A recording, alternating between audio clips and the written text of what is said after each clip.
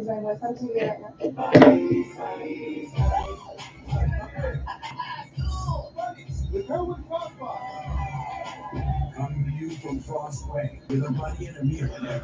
going on, everybody? John on here with you. It is Thursday, December 14, 2023. How's everybody doing out there today?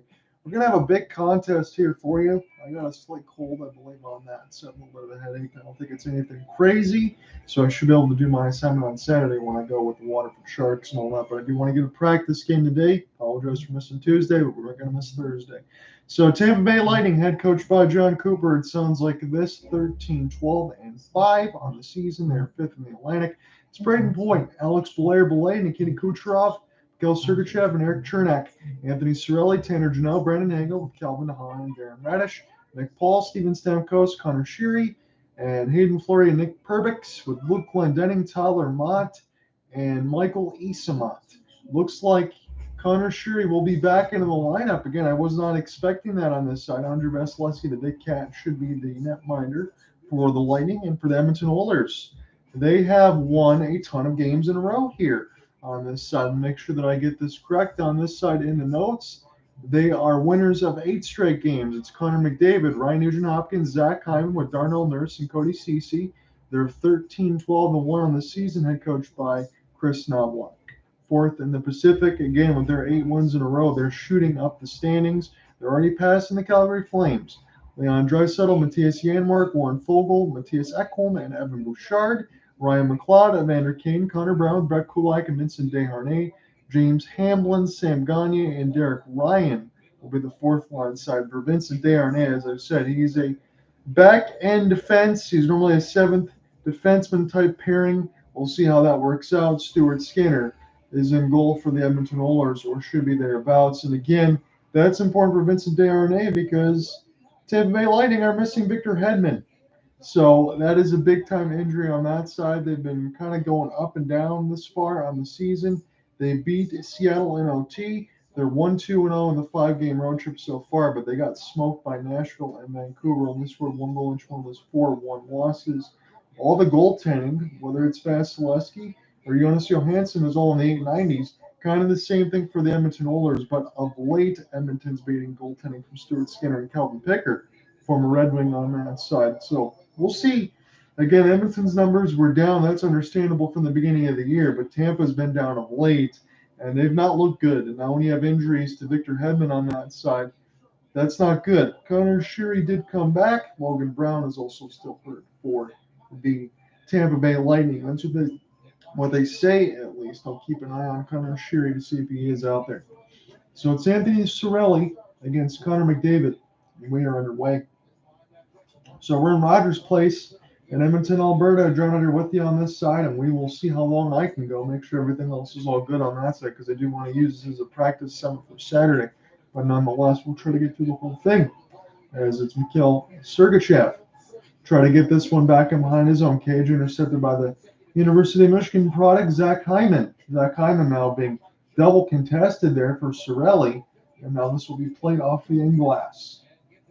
Now Tanner Janelle will give chase as this will get sent in deep by Edmonton. Again, we are just underway in the first round. I'm your play-by-play man as we're getting the Bally Sports Sun feed here on this side. Again, the Edmonton is a little bit, not as bad as Jack Edwards, but it's pretty bad on that side, so I can't deal with that the whole time. I think we're going to get a tripping call right in front of the referee, and Draisaitl will go to the box for tripping Nikita Kucherov.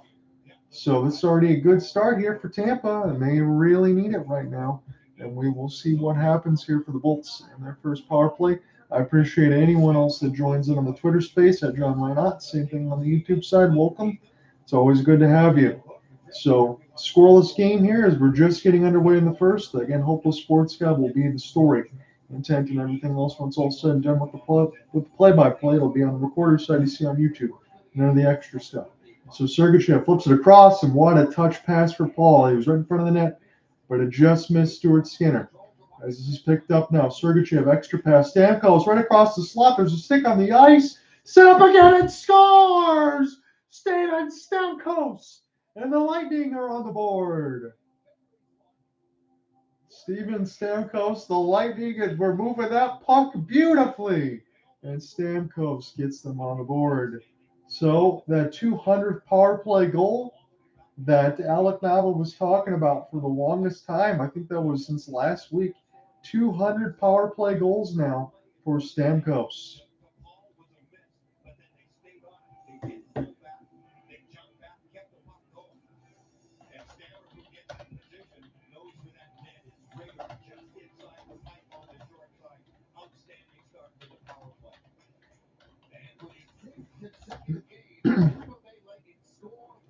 So for the sixth consecutive game, Tampa scores first and Stamkos on the power play as he gets his 200. Then to take a second and write that one in there. 18:35 left to go in the first as McLeod tries to get this one now near the right side. That will crisscross here.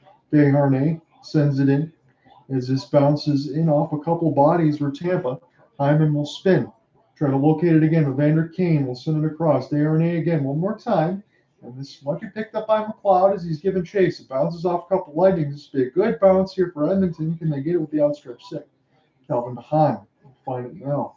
This will get this in across the red line. Chernak now for Bally. Bally get this near the left side wall, but he gets stick lifted. Now Edmonton try to get on the attack. They will dump it in. Draisaitl. It's a costly penalty on that side, which gave Tampa the lead. Steven Stamkos on the power play. Is this near the right side red line? Intercepted now for Nikita Kucherov. He has been the man right now as he goes in and takes his line change. It's Stamkos at the 107 marker from Paul and Point. Now, and behind the cage, DeHaan. It's a little bit busy there. Hayden Fleury trying to join in as Paul. Able to get this the other way. Connor Sheary, who just entered the lineup here for Tampa off the injury. He's got this off his backhand. Paul tries to chip and chase it. There's a bomb. Stopped by Skinner, and it'll fall on. Make the save. That was 82 miles an hour from Nick Perbix.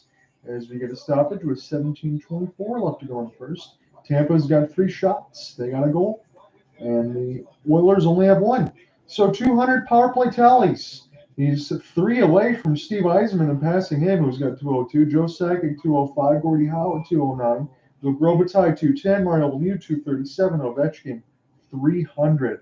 Elite company for the future Hall of Famer Steven Stamkos and multiple-time Stanley Cup champion. He's going to go ahead and take the draw. Again, I'll make some notes in here for Stamkos on that side. Power play doesn't change at plus minus. He's a minus 15, but he's got 27 points. So the points are good, but they just get destroyed on the even strength side of it this Tampa this year. We'll see if that changes. Ekholm will get this one across the red. Tampa will intercept. Flip this back around here for Stuart Skinner. As Desharnais will get this one across. Mikey Eastmont lost it. Here's Connor McDavid, number 97, trying to go between the legs. And this is knocked away for Bass. Bass will spin it back around as this is intercepted here for Ivan Bouchard. And now there's a stick battle here for RNH, but he can't find it. Tampa's got it. They'll make a pass from 60 feet that gets picked off across the red line now. And Edmonton keeping this off the backhand now as it's Hyman near the left side wall, but a good stick lift by Pierre Bally. Going to drop it here for Kel Sergachev. Sergachev now trying to lead a 2-on-1. We'll just flip this in and take his change. He's at the end of it anyway. Stuart Skinner now will play this with the giant goal stick. Leave it back here for Edmonton. They're in the home darks on this. So it looks like one of the blacks with the orange font. And the Tampa Bay Lightning in the white jerseys with the blue pants with the blue bolt right down the middle. That's Hayden Fleury. I'll send this one across here for Perbix. This bounces off across the red line. Edmonton able to gain the entry. Here's a chance to be slap-shotted off the wall. And this is stopped by Vasilevsky. Send back around the inboards now. RNH going to take a look at it. There's a couple stick chops here. And now Derek Ryan, fourth line side. I think Fogel's also out there as well. This will get this near the right side red line. And chip back in again. Desharnais sends it in close. This bounces off the outside of the cage. Kucherov trying to get a stick on it. Pierre Bally has to use his body to get through a couple contact hits. And now Edmonton can't find the blue one. They went offside. This will fall back to Tampa anyway. They get started right to left. Hayden Fleury off the long flip from 90 feet. Gains it across the red line now. Moves Evander Kane as a hits finished there by Tanner Janelle. It's turned over. Sorelli with the back pass. And another backhand opportunity. This one gets blocked by the Edmonton defense before it hits Skinner. Here's Cody Ceci. Full flight, right wing side. Gloved by Bass, but there's a big rebound. Tampa trying to get to this now as Evander Kane sends it around the inboards. Perbix. Now beforehand, use the wall. This bounces into the player's bench and back into play, but that counts as out of play. 14:58 left to go in the first. It's a good start here for Tampa, but Edmonton's leading the shot board 4-3. It's a power play goal for Steven Stamkos if you're just joining us. They showed Connor McDavid. It was good defense there for Stammer, be able to stop Connor pretty much nutmegging Stamkos here. At least that's what he tried to do, but it was good pickup there nonetheless from Stamkos and Chernak. So show Chernak there. Again, he's going to play the heavy minutes because Victor Hedman got injured in the last game against the Canucks. Again, they've been on the road trip on this side, and Tampa's 1-3 on the side of the Canadian road trip. They're going to finish, I believe, with the Flames in a couple of days on Saturday, and then they'll be done with the road trip and go back to Amelie. Perbix now. Leave it here for DeFaan. Calvin DeHaan will send us across the red line side, and I think Tampa has iced it. 14:42 left to go in this first. Joining with you on the play-by-play side, we're in Rogers Place in Edmonton, Alberta. Again, I apologize on the YouTube side that I can't show you the stream on that end because if I do that, we'll get immediately demonetized. Not that I am monetized, but we'll never be able to do these streams again. So I want to be able to use this as practice anyway, give you the game stories, and that's what we're going to do. So 8-0 in the last day of games for Edmonton, 38 goals, 13 against, and that's the thing for me. It's not the goals, it's the goals against. They're actually getting goaltending, playing some defense. And if Edmonton can do that, they can put themselves back on the right track as they've been. We'll get to that YouTube question in a moment. As this is in across the red line now, Cody Ceci will use the outstretched stick and play it in his own end off the back pass. That'll get right back, left to right as Edmonton. That's what they want to do in the first at least. As this is across now for Draisaitl, what a move off the forehand.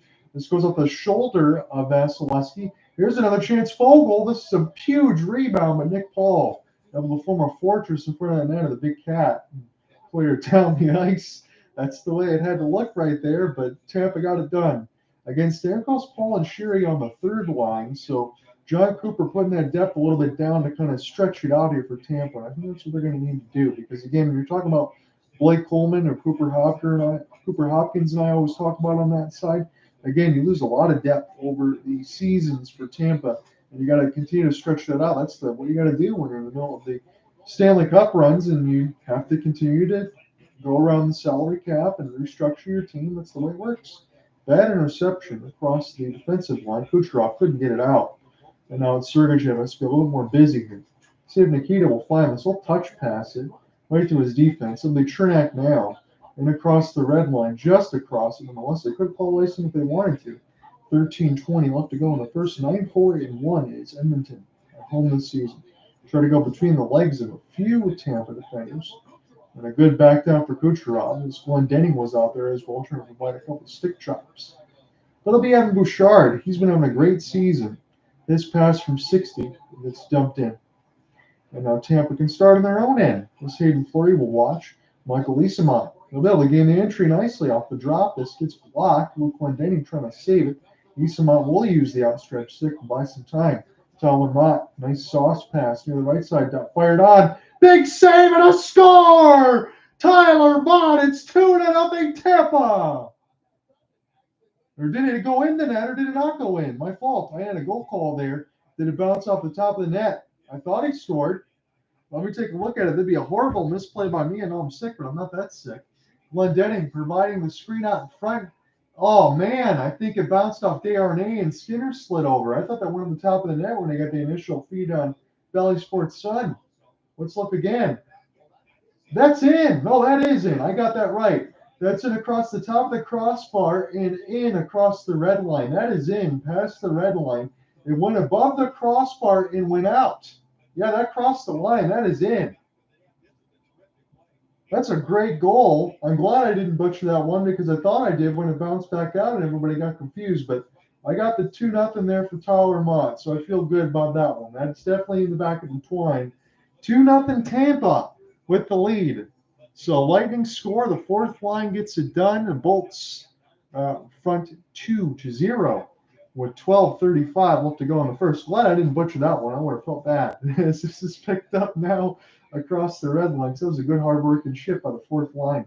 Hagel trying to press. This is a good push right now for Tampa. We understand Edmonton in the midst of an 8-game streak here. Tampa needs to be able to provide in a big-time game like this. Here's a bomb for DeHaan. Good block out in front by Edmonton. As this is in across the red line now. And picked up by Janelle there for a moment. And this is Anthony Cirelli finding it for Perbix. Perbix needs to buy time. He might just shoot this thing, but he'll put it around the inboards nonetheless.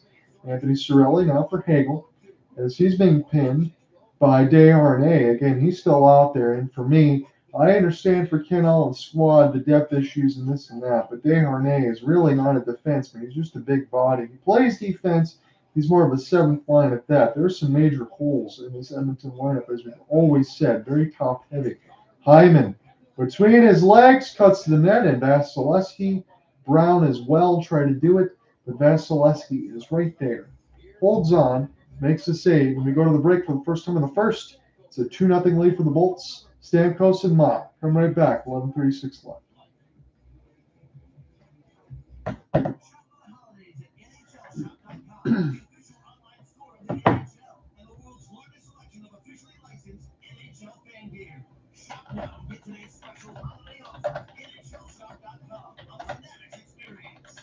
Some people just know that's not going to fit.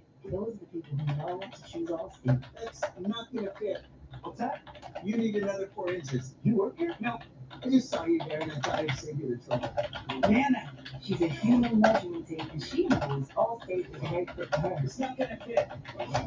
That's not going to fit. What? See, Some people just know. well played.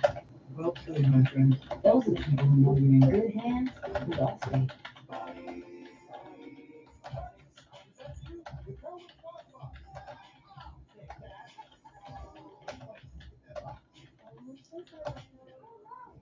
All right, so I'm just typing in a couple notes. When we get into the intermission, I'll give you a scoring update. Again, I'll probably keep the pipes a little bit fresh on this side nonetheless, because when I do get into the intermission sides and battle a little bit of a cold, I do have to do the Saturday assignment with the Waterford Sharks in location.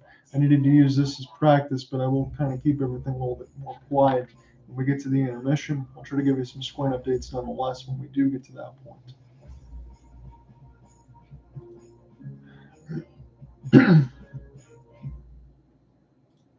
Everything else I had to do today, as far as the football picks and everything else, is already sent in because there were Saturday games for the side of the pool. So I'm just monitoring the local score here for Carolina and Detroit. And then on that side, when we do our featured game, as we're doing right now between Tampa and Edmonton, get that game story out. Tomorrow will be a little bit of a rest day. I already got all the other notes set for the Sharks and get that all settled. And then I'll be on location on Saturday. You can watch the Go Live Sportscast between Gaylord Snow and the Waterford Sharks and then my NHL.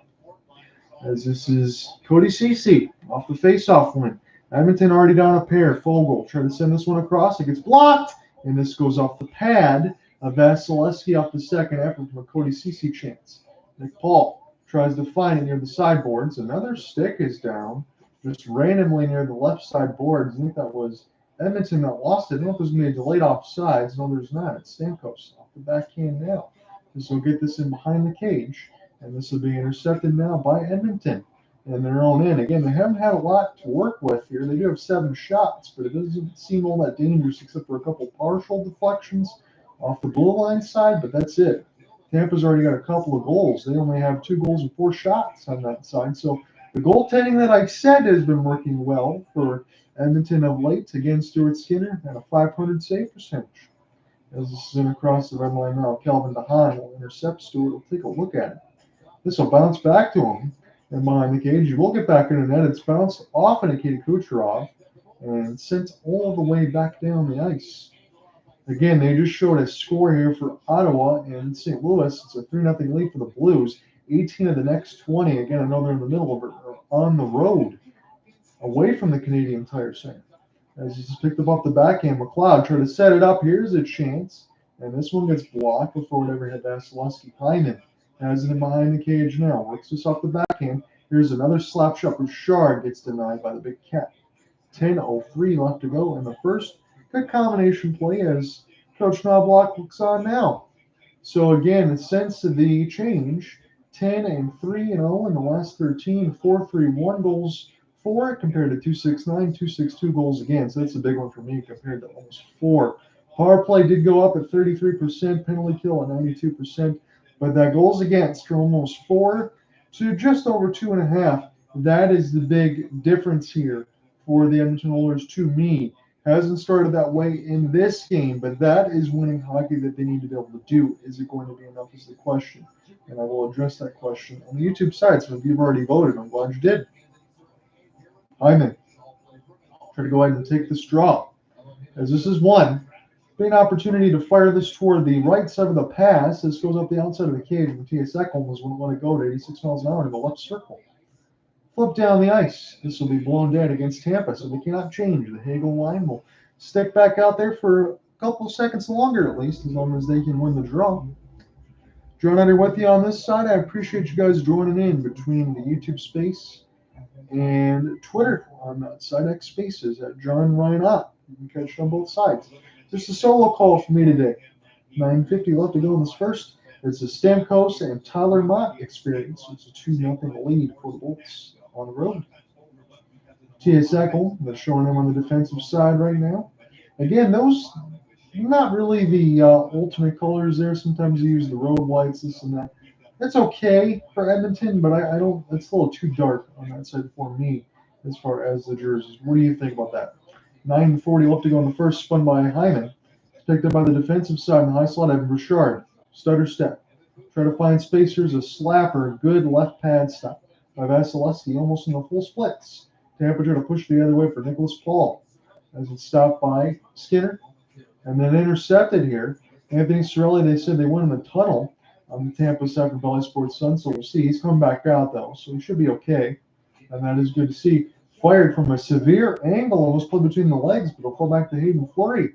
Fleury tries to keep this one in. Tanner Janelle will try to press near the left side red line now. As this is jumped in across the boards, will this be iced against Edmonton? No, it doesn't get there. As Hayden Fleury has age 55 left to go in this fast-moving first. I guess I'm thankful for that. So we'll save the pipes. And across the blue line, Paul will go ahead and give chase. Kid Kucherov also out there as well. And Braden Point, as this is flipped in and across the red. Edmonton will gain the interest. Cody Ceci fires it around the aim board. Cirelli got about 15 points in 30 games, about a half a point a game. I'll do the even math. Cody Ceci now across the right wall, gets denied. Connor McDavid, he was looking for a tip. This is bounced out of front. This might go to Connor. They funnel it at the net. It gets blocked by a couple of bolts, but it's in deep behind the office of the Big Cat. And now McDavid, he's dangerous, keeps it alive off a half spin. Now on the blue line side, it's Ceci. Another stick is broken right in the middle. That might obstruct the shooting lane as this gets fired in. Good block out there by Tampa. Blair Belay stays inside, though. Here's a touch pass. What a stop by the Big Cat. But the left side, now that obstructed stick is way out of the way now. So Edmonton's got full tilt here for their offense. It's still 5-on-5. It doesn't look like that at the moment. Connor McDavid spins in circles near the left eye. Still patient. Bouchard, Nurse, Ceci. Into the traffic. Gets blocked. Picks it back up with the glove hand. Spun around now. Darnell. He's got it. Back to Connor. Number 97, stick drag, fired at the net. Vasilevsky, another big rebound, but he makes the save. Edmonton, all sorts of pressure. McDavid, middle of the high slot. Here's a chance deflected high, up and out of play. Mercifully, Tampa will get a stoppage and a break. That's going to work out for Vass. He had a little bit of exasperation in his face. Come back. 7:22 left in the first frame. Some people just know that's not going to fit. Those are the people who know to choose Allstate. That's not gonna fit. What's that? You need another 4 inches. You work here? No. I just saw you there and I thought I'd save you the trouble. Nana, she's a human measuring tape, and she knows Allstate is the right fit for her. It's not gonna fit. That's not gonna fit. What? Steve. Some people just know. Well played. Well played, my friend. Those are the people who know you're in good hands with Allstate. The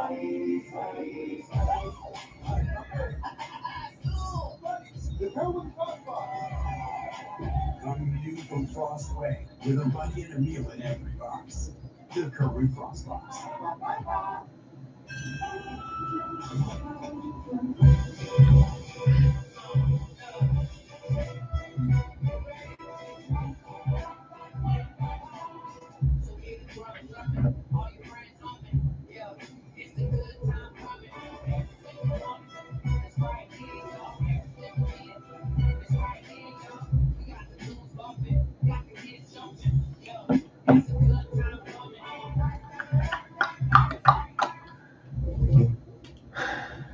Low tone, it costs you a fortune. Again, when we get to the end of the first, I will give you a break as far as what's going on in the intermission. I'll let you know.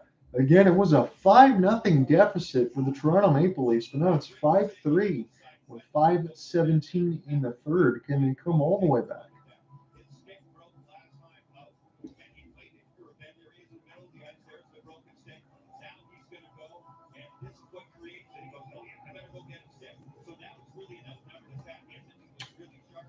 Still a 2-0 lead for the Bolts as we are late in the first period. Stamkos with his 200th on the power play. Tyler Mott on the fourth line gave the Bolts a 2-0 lead.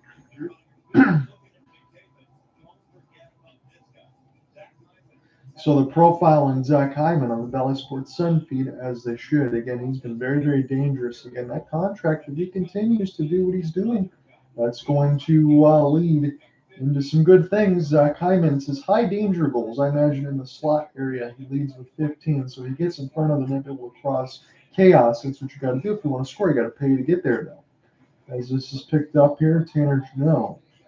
This is near the right side boards. It was looking for Evander Kane from a pass from 60 feet. He was trying to break partially as this is picked off. And Edmonton has it now. Played it off the forehand now. Darnell Nurse will drop it in for dry. And this will be sent back across for an outlet pass, but this will be blown dead against the Bolts. 6:51 to get an icing. 2-0 lead for Tampa. They really need it. Michael Leeseman couldn't get there on that side, so that line will stay out. But Tampa really needs to get going here. They're fifth in the Atlantic. They're 13-12-5. The record doesn't sound very Tampa like we said. All the pieces they've lost over the last few years. It's very understandable. But they want to have a good showing here against a very hot Edmonton team of late. Cody Ceci. Just put around the inboards now. And this will go just too far. Again, they've been all around the cage of the Big Cat as this goes into the players' bench, not the plate. But Edmonton's been all around the cage right now, but when there is some rebounds, and Vasilevsky has given up some so far, Tampa's done enough to clear them out and get away from the danger just in time. There was a lengthy sequence in the first, which Edmonton was buzzing for about a minute and a half. They had it in the zone. It was not a power play, although it looked like one. But other than that, they didn't score. 9 shots to 4 in favor of the Oilers. This goes high and ricochets off the in glass. And this is picked up by Tampa. They're going to try to go right to left. Hayden Fleury, outstretched pass. And across the red, it's Paul. Paul now. He's trying to find Connor Sheary. But the pass a little bit too far. Sheary intercepts. It's off the board. There's a one-timer. And this one gets blocked for Cody Ceci, as it's an opportunity now for Draisaitl. We'll spin and turn. Darnell Nurse. Let this off the in glass. Trying to use it as a pull shot. Darren Radish. Off his forehand, bad turnover. Vasilevsky with the 6 save on Draisaitl. As this is picked up now. Again, he made that look a little bit too easy. Here's a fake of a bomb. And this will be fired by Bouchard and held by the Cat. On the other end, we do get some pushing and shoving in between Fleury, but I think the camera's going to cut away. 5:46 left to go in the first. We'll take another break.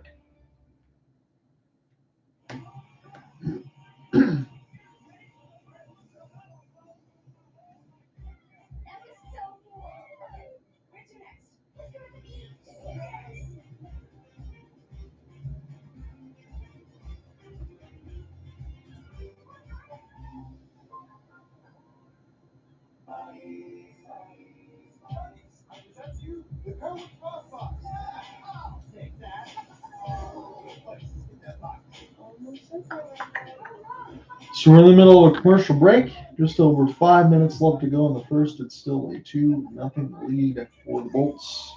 Tyler Mott and Steven Stamkos, your goal scorers. Stamkos got his 200th on the power play.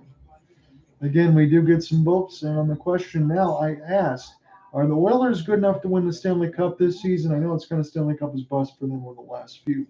Or will they fall in the playoffs? 2 out of 3 say right now, lose in the playoffs. Keep those votes coming in. Again, I appreciate anyone that's listening on this side, as always. Again, you can follow along on the Twitter space or X, whatever you prefer to call it, at John Reynolds. Same thing on the YouTube side. If you want the clear audio, you can listen on the Twitter space.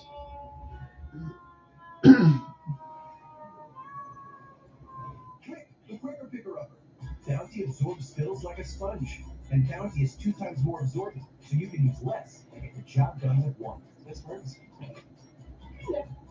Bounty, the quick I can grow.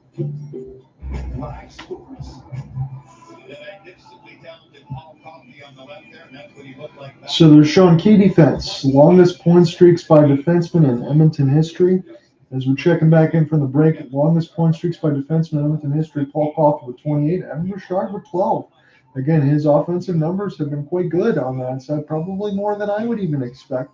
Has he taken the place of Darnell Nurse on that side as far as being able to drive points from the point on that? And it certainly looks like it. Again, when I do my half-season polls, part of the All-Star game and all that stuff, I think Evan Bouchard might be one of my breakout pieces.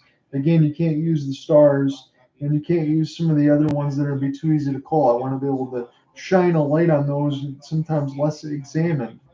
As they're showing Paul Coffey, second all-time among defensemen in goals, assists, and points. Hockey Hall of Fame, 4-time Stanley Cup champion, 3-time Norris winner for the best trophy. Current assistant coach now with Edmonton. Stolen, Nugent-Hopkins. And a rolling puck is stopped there. Against RNH from the Big Cat, 5:37 left to go in the first. Couple bad turnovers here. This one right in off the draw. Chernak trying to clear. He fumbles it. This is after a defensive zone faceoff win, for Christ's sake. And Vasilevsky able to hold on and make the save. So Cirelli will flip it in. Big Cats look pretty good right now. He's got the claws out, as they would say. Picked up off the backhand now. Luke Glendening. So we'll flip this one back around. Tanner Janelle. Michael Easema trying to get this near the left side boards, as this is partially picked up by Kane and Bouchard. Still very contested, though, there in the left side red line. Another hold. Anthony Cirelli stuck against the boards. Tanner Janelle, Connor McDavid. As near the left side red line now. Tampa try to play a in-tight backhand pass. Cirelli will send it around the inboards. Quickly play this here for Chernak, as this one will get picked off. Edmonton half spin. Connor McDavid. It's a 1-on-2. Joining the rush is Hyman. The shot gets blocked. McDavid sends it right out in front. Tampa can't get it out. Bouchard gloves it down. Here's the bomb. And Vasilevsky will hold. Again, Bouchard at 90 miles an hour there. And the Big Cat makes the save. 4:40 left to go in this first. Connor McDavid, as soon as he touched the puck, a finger snap, half spin, gets in the zone, and then tries to send it back out in front of the net. They get something quickly here for Hyman after the shot got blocked. So Connor McDavid, that flash of speed and everything else, is he looking back to his former self? Yes, he is, because he's healthy. That's the key. Nick Paul will win this draw here for Tampa, but again, they flood this in behind the cage. Calvin DeHaan. This gets turned over again, so Tampa's starting to be very sloppy in their own end. Off of some draws. Can't get cleared by Perbix. But here's an opportunity here for Tampa. This might touch the stick. They're going to call an icing. Again, a good no play there for Stuart Skinner, because if he did, it would have negated it there. Tampa's going to have some tired bodies back out on the ice. Nikita Kucherov will have to go right back in his position. So a 2-0 lead for the Bolts. Now this is where things sound good. Yes, 2-0 lead. Shots on goal, though, 14-4 for the Edmonton Oilers. Right now, the Big Cat's been the star of this game. Nick Paul trying to win this one against Leon Draisaitl. Draisaitl will win it clean. Take this D-to-D. CC, funnel it out the net. This one gets blocked down in front of Warren Fogle. As Hill will try to knock this away with the stick. And now Tampa off to the races. Braden Point cutting in. Fake the pass. Kucherov. And a snazzy glove save there for Stuart Skinner. 4:03 left to go in the opening frame. Now their fifth shot on goal for the Bolts, but they're down 14-5 on that side, and 2-0 on the scoreboard is Edmonton. They're down to 5-3 is still the score between Columbus and Toronto. 5:39 left. Toronto with 3 unanswered goals to make it look closer than it actually is, but can they come all the way back? Draisaitl going to try to win a defensive zone draw. So Braden Point will get kicked out.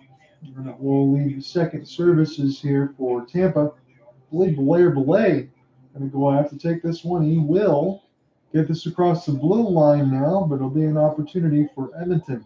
Warren Fogle on the chase. Goal differential this season. Edmonton +4, Tampa -8. Here's a chance that gets blocked. Draisaitl try to get a play from Darnell Nurse off the pass. He will flip this one back down.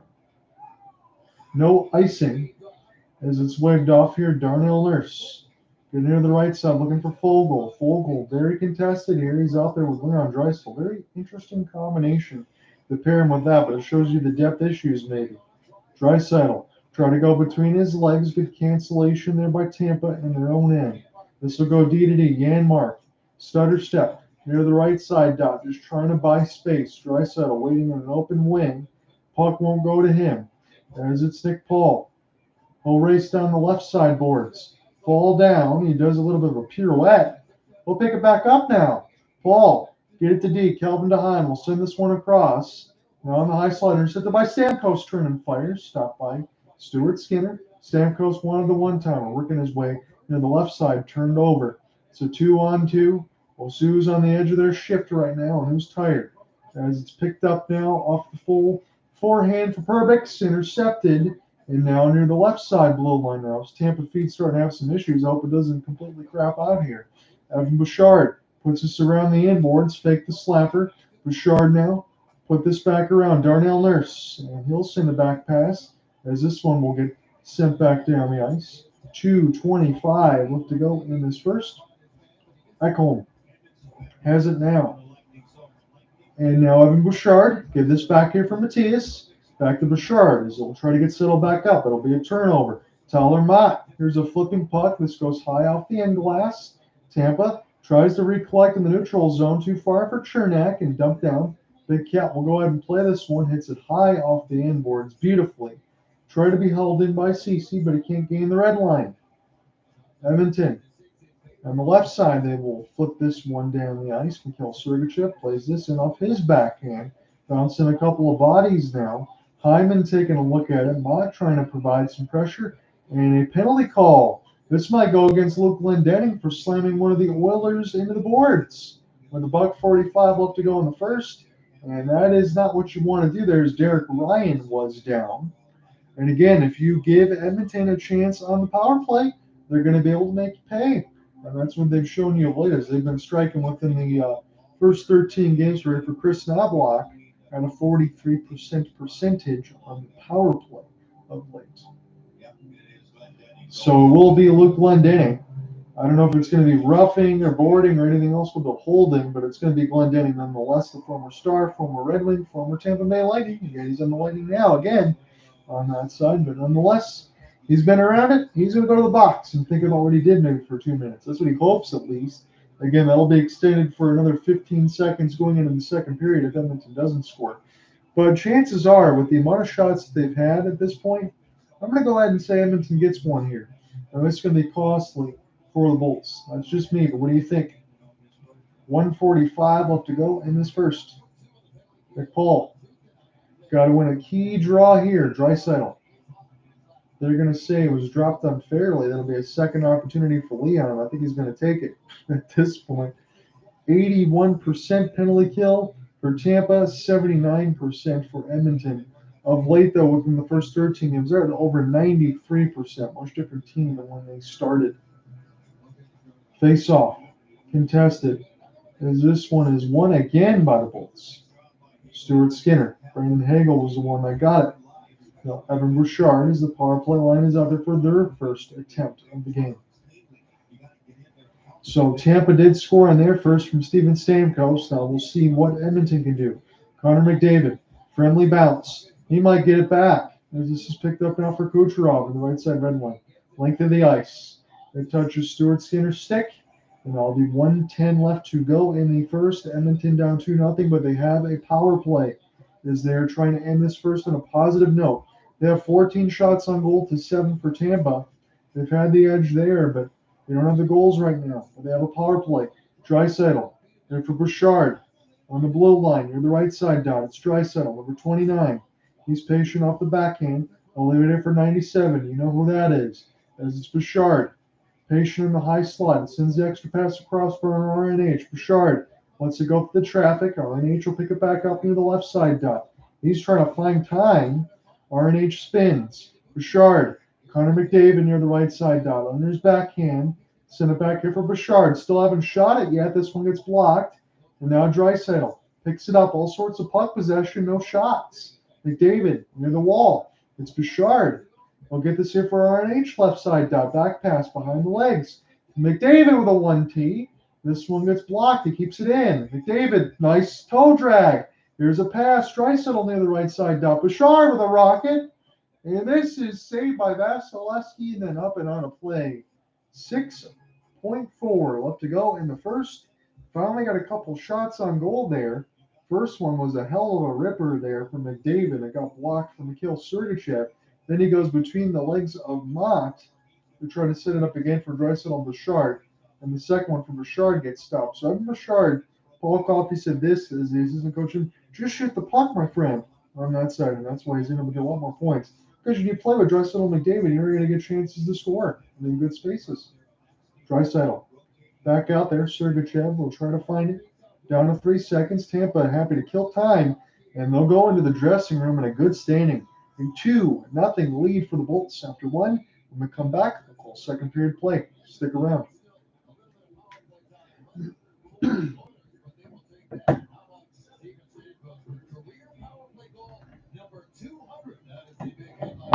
So let me get some notes typed in and we'll give you an update.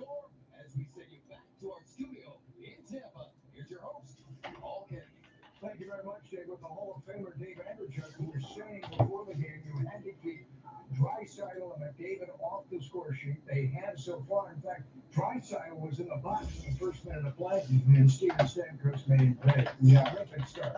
a great start, great road period, two big goals. I mean, Edmonton did have some zone time, excellent penalty kill at the end of that period. They got a little bit more to kill, but a great start by Lightning. And Andre Vasilevsky has been razor sharp tonight. The Oilers have launched close to 30 shots, 15 on goal. Coming up in our first intermission, we will hear from Kyle, who scores his first goal wearing a Lightning ball. We will also have the highlights and the numbers just ahead on a chilly night in Alberta where the Bolts are hot, getting 2-0.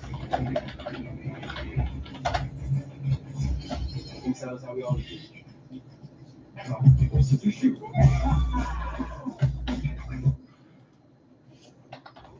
Can't sleep.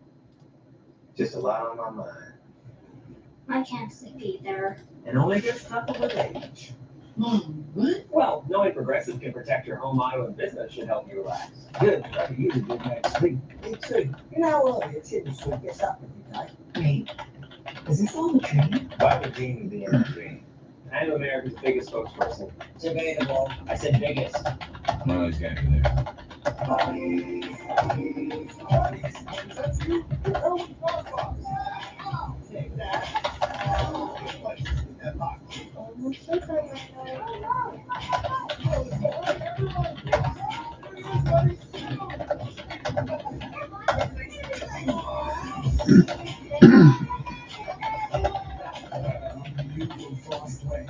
With a buddy and a meal in every box. The Curry Frost Box.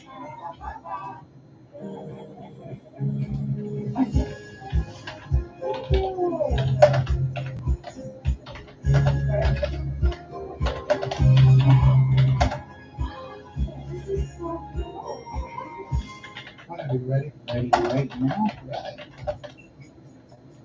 Key card. I'm going back. No, we are good to go. That's not.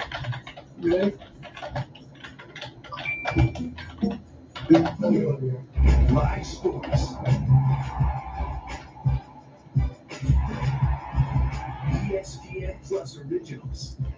The exclusive home All right, give me 1 second and we will do this again. exclusive articles and tools.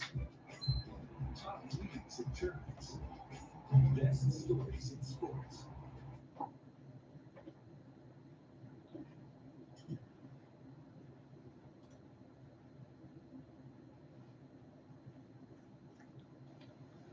So just figure I don't have anybody else on the side because it's just me today. I'm just going to go ahead and do the BC glitch on that side in between the first and the second period. I'm going to do it once. That's it for 2K. Again, I'll have a video uploaded probably sometime next week.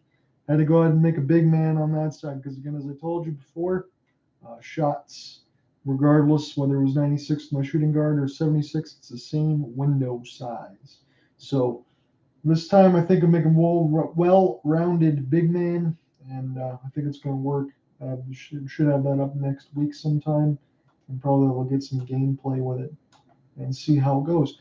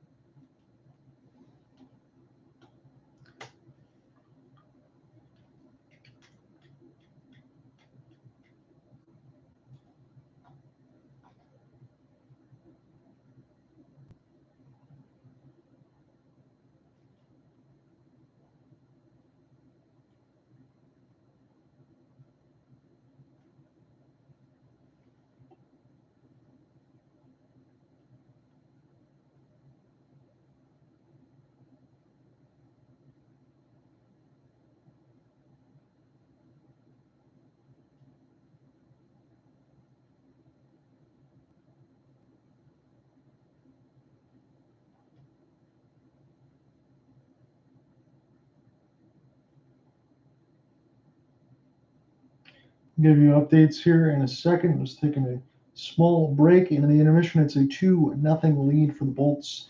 I will go ahead and write that down on that side. So anyone else that does join in will see it.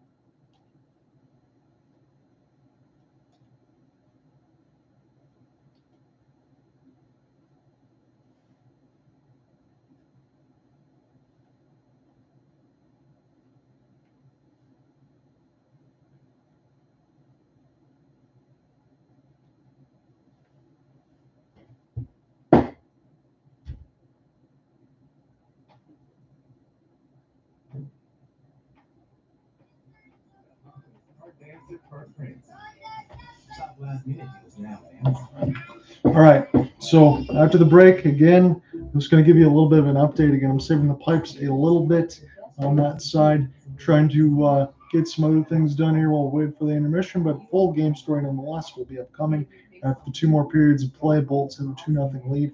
Power play goal from Stamkos, his 200th on that side, and Tyler Mott scored for Tampa as well. So your reset. Again, a gorgeous puck movement as they get a penalty. Draisaitl goes to the box for tripping. Cross pass Stamkos right in front of the slot, finishes off, scores. Perfect goal there. And then Tyler Mott, fourth line, works hard for John Cooper's squad. Scores up the back and off the top of the post for a press from Glenn Denning.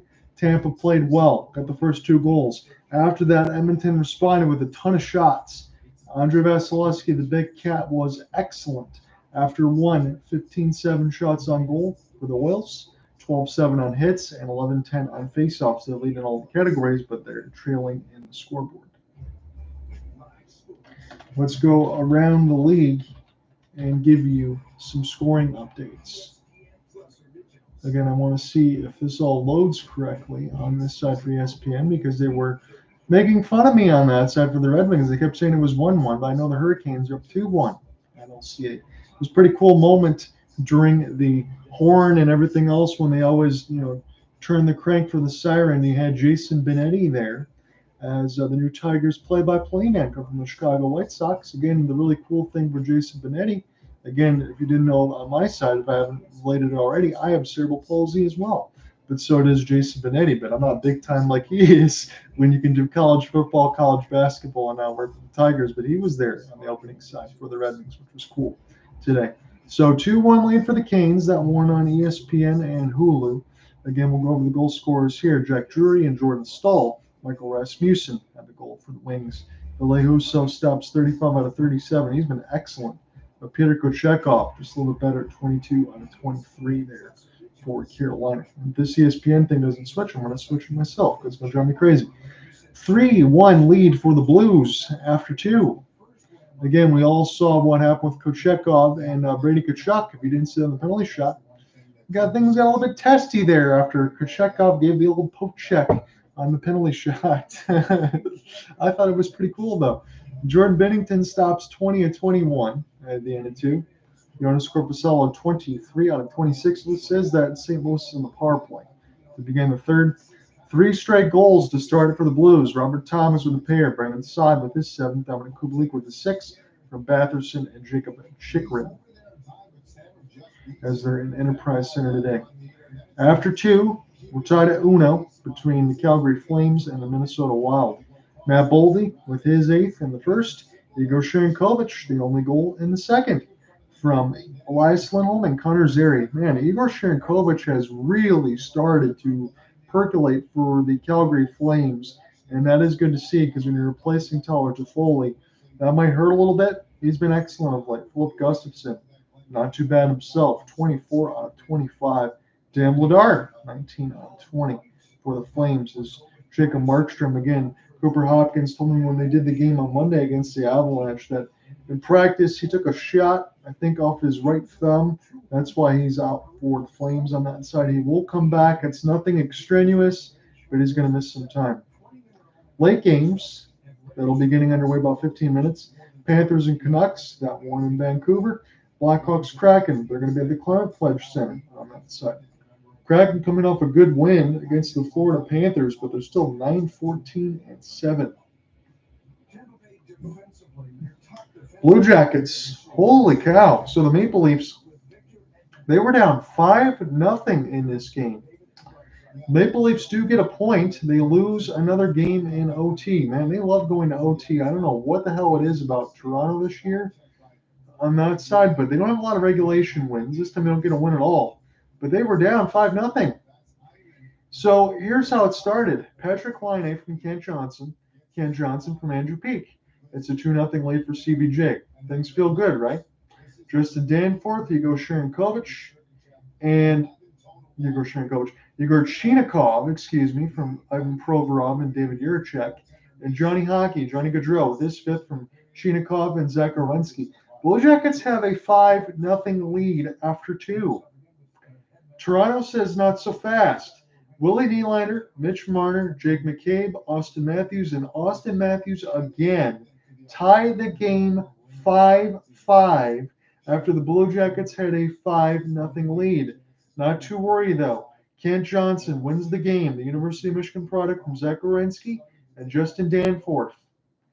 Ilya Samsonov on the hook for 6. Stops 25 out of 35 in the overtime loss. Elvis Merzlikins, 43 out of 48. Columbus holds on. What was a 5-0 lead turned out to be a 6-5 victory in OT. Craziest game of the night. We won't get anything crazier than that, I wouldn't think. And the Flyers come back to beat the Washington Capitals. They win 4-3.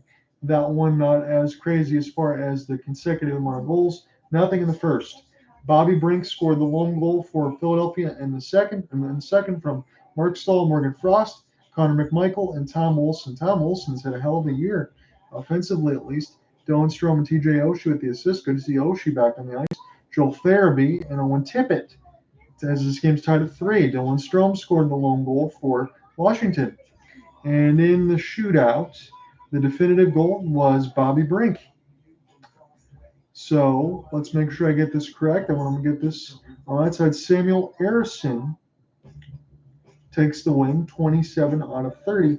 And Charlie Lindgren takes the loss, 29 out of 32, as Philadelphia prevails in a shootout.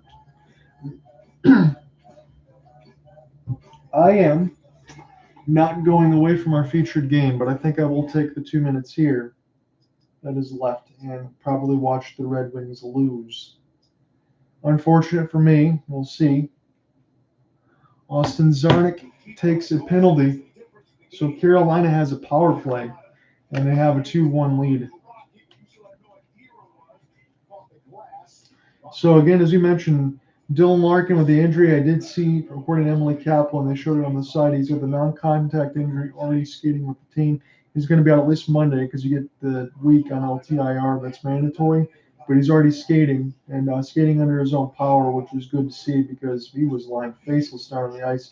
And again, Cooper and I talked about it on Monday as far as addressing some of the things. I want to address everything the fans said because it would really get me irritated, but yeah, it was good to see him back. But Detroit's very beat up right now, so they need to just try to maintain in the standings. I don't think they're going to be able to do so, to be honestly, because you have the bottom two lines as Grand Rapids Griffins. Power play in front. This goes off the post, short-handed, as Kochekov might have got a piece of it. It's down to 45 seconds. Martinook ridden the boards by Petrie, and now Detroit, 40 seconds left. Husso's out. Patty Kane will get this one in. 30 seconds now for Carolina. 2 points are on the line. Detroit, this is brushed in front. Patrick Kane tried to center one here for Robbie Fabry. This should be Carolina. Maybe even into the empty net. This is picked up now for Detroit. Alex DeBrincat trying to find an entry. Down to 10 seconds. Looks like Carolina's going to take this thing. Can they find something behind the cage? 5 seconds. DeBrincat centered out. Fabry got denied. Down to 2 seconds. That's it. That's all. Carolina holds on for a 2-1 victory. Figured that would be the case. It is Carolina. Again, good work there for Detroit to make it close. Carolina needs these wins. So does Detroit on that side. But Carolina will improve to 16-12-1. Detroit will fall to 15-10-4.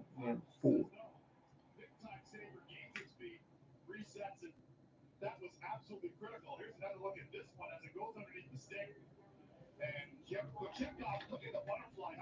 So when I get into the second intermission, I'll type that Red Wings one out and send it out. Again, I appreciate anyone that's joined in on this side. We're going to flip back into our featured game now.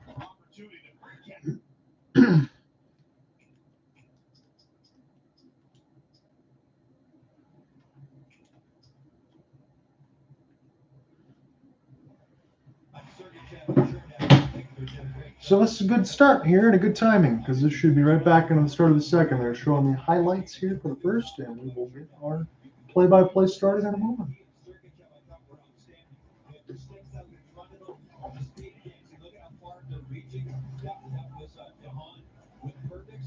Again, I appreciate you guys joining me because a little bit of a cold and all I need the assignment there for Saturday for the Water for Sharks and Gaylord Snow. That'll be a good one in my NHL when we go on the Go Live broadcast. Go Live Sports broadcast on that side, but nonetheless, here's just his practice.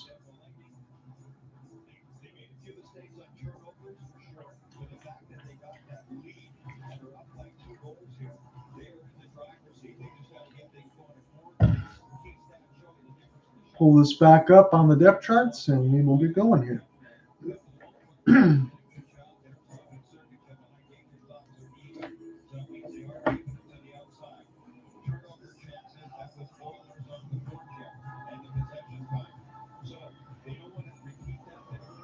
So, if you're just joining us, it's a 2-0 lead for the Bolts. Bolts are making their way to the players' bench.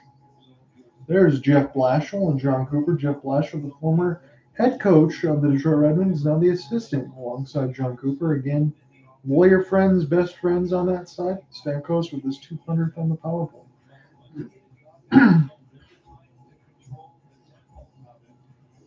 So as we get set to officially start the second period, Luke Glendening got about another 15 seconds into the box. Edmonton was buzzing there toward the end of the first with their understandable first power play chance of the game, but not a lot of shots on that side, on the power play at least. But man, the Big Cat was very, very good, and we will want to see if that continues. Connor McDavid against Braden Point. As we'll get set to go here. 15 seconds left to go in the man advantage to carry over time in the second. And we're underway with the puck drop. Being an opportunity now for Matthias Ekholm. As we'll get this one across the blue line now. Trying to find the entry. Here's Ekholm. Pick it up off his backhand. Put this around Glendening out of the box. He's going to have to race now. Get back on the ice. It's loose near the right side. That turn goes off the outside of the cage. Vasilevsky down into the left side post. Not going to get another tripping call, I wouldn't think. No, this is Glendening now. Pinned up against the wall, Nick Paul. This will be sent across. Evan Bouchard. Ram this around the end boards again. Connor McDavid. He's out there to open the second. Bolts have it. Take a long flip. This is a nice bounce off the stick of Paul. A couple double deflections there. And this will be recollected. Sent back down the ice now. Here's an opportunity for the Bolts. Try to go left or right. Eric Chernak will send this one in. Again, the score bug on the Bally Sports side is very behind right now. Again, they haven't updated anything that we just gave you, as this is picked in here for Nikita Kucherov. And knocked away. Hooking call is what we're going to have on this side, and we will see who it's against. I believe it's going to be against Edmonton by the exasperation that I can tell on face.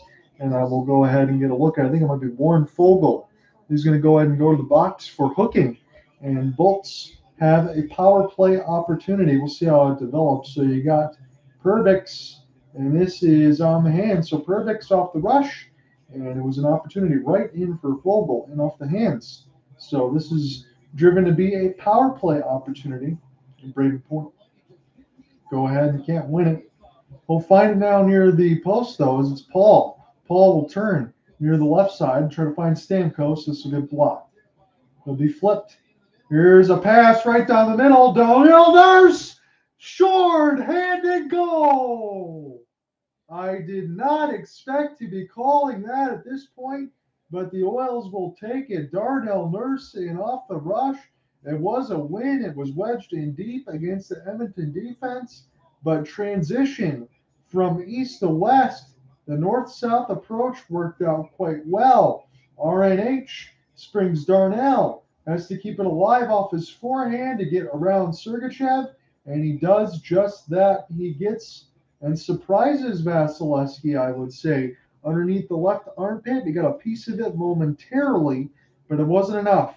Darnell Nurse makes it a 2-1 game now, as Edmonton only down one. Again, a short-handed goal. Those are absolutely killers. So 1:35 left to go in Tampa's power play, but they surrounded a shorty. So Darnell with his fifth from RNH and Derek Ryan. Here's picked up. Nick Paul. Again, they just surrendered a shorthanded goal, did Tampa. Kucherov near the left dot. Stamkos one and another. And he was wide open near the left dot. Here come the Oilers again. Here's an opportunity. And Mark! Shot save by Vasilevsky. This goes off the left pad. They were looking for yet another shorthanded goal as this bounces off Nikita Kucherov. That's Sergachev. We'll drop it in for Nikita. 55 seconds left to go in Tampa's power play, but they conceded a shorty. This is near the right side wall. Cirelli tried to stay on his feet. So does Paul. Kucherov. He'll find it near the right side dot. Kucherov spin. We'll send it. Stamkos, Ripper. One-timer. Bodies are everywhere. It's drowning pool. Here's a slap shot. Kucherov in his office. And this is saved by Skinner. That looks much better for Tampa there. Slappers for Stammer and Kucherov. That's what they want. They don't want to be giving up shorthanded chances on the other side. Janmark almost had a second shorthanded goal of the period to try to tie the game, but it's still 2-1 for the Bolts. Never thought I'd be saying that, but that is where we are right now with 17:31 left to go in the second, I should say. Face off. Anthony Cirelli can't win it clean. This is eye off the angle. Assist to duck is one of the Bolts. And now Vass. Go ahead and play it. It's Darren Radish. Get it near the left side. Dot as he'll put this one back. We'll get set up at the forward side. Again, Tampa still got 20 seconds to work with on their power play. Anthony Cirelli near the right dot. Spin and turn. He gets blocked, but this pass falls to Radish in the high slot now. Here's a cross pass feed looking for Belay. Now Radish. High. And off the end boards as this bounces away from Sorelli. Tampa try to find this, and behind the office is Stuart Skinner. They'll put this D to D. Darren Radish will dump it in. Put this around the end boards. Tanner Janot can't locate it. Janot now, as this goes between the skates. Pick this up his forehand. He'll get this in off the outside of the cage. Darnell Nurse, who just scored, has the puck. Now Leon Draisaitl from Fogle. Draisaitl will get it. Fogle. Now from Cece. Fogle gets upended. Kelvin DeHaan will get pinched against the boards. And now take a look as Connor McDavid intercepted by Draisaitl. Draisaitl turning. And behind the cage, try to center a pass. Here's McDavid. McDavid behind the office. Couple sticks there. Janot got a stick in the lane, at least to buy time. Here's an opportunity now for Matthias. Ekholm fires. Fans on the shot momentarily. Luke Glendening trying to find it. As Draisaitl bounce between his skates. Too far. Bad turnover. Ekholm. Touch pass, but nobody was there. They wanted McDavid, but he wasn't there. He turned around, looked away from the puck. Would have been a 2-2 game easily. That was an open net. Ekholm now in his own end. We'll settle it down. Pass it in from 80. Take a look. It's Tampa. Hayden Fleury. As Evander Kane will throw in a late check. Tampa will look to acquiesce this one left to right. Here's Sheary working his way down the middle off his backhand now. In the high slot, Sheary near the left side dot. We'll give a look. And this will be a 2-on-1. It's McDavid. He's on the edge of his shift. It's Vasilevsky. He gets staffed by McDavid. This is blocked.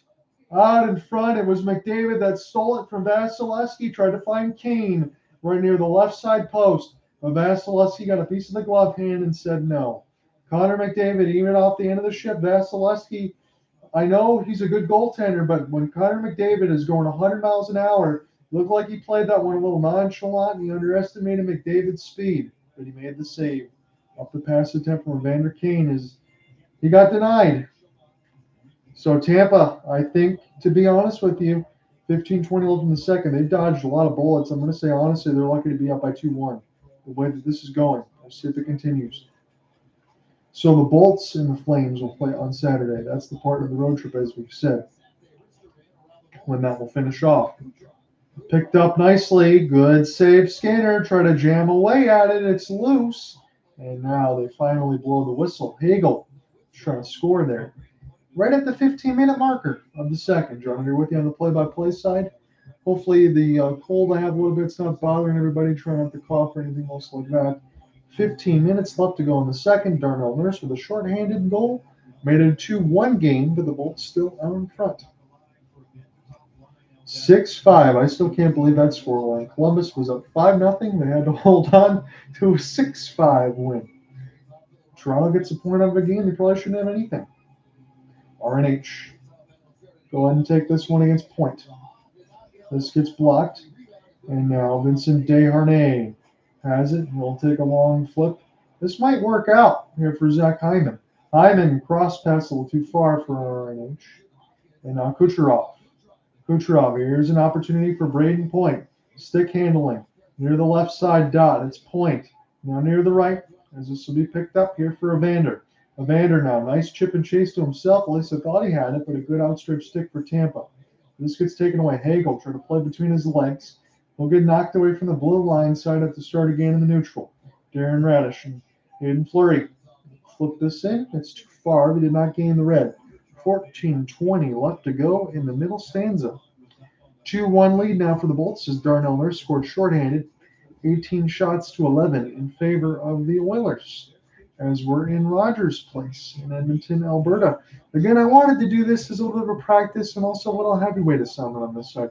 I haven't called an Oilers game yet this year. I wanted to make sure that everybody was healthy, and I'm trying to watch the roller coaster that's been the Tampa Bay Lightning so far, up and down.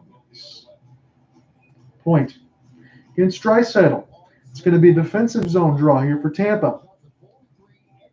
Tampa 1-3 on the current road stand. They want to do a little bit better here. Fake the slapper. Ekholm will send it here for Evan Bouchard. Bouchard will funnel a pass as this will be picked up here from McDavid. Took about 2 Tampa Bay Lightning to dispossess him of the puck, but Draisaitl now and behind the cage using his backhand. High slot McDavid touch pass. Nobody home. Near the right side, Dot Bouchard will pick it back up. Here's Connor off his forehand.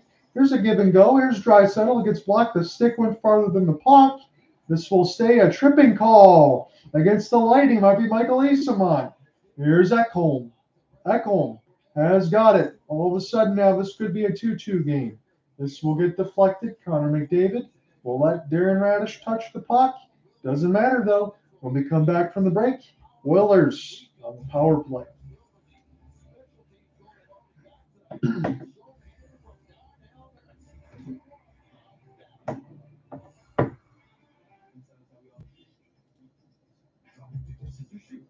Some people just know what road to take. Those are the people who know to choose Allstate.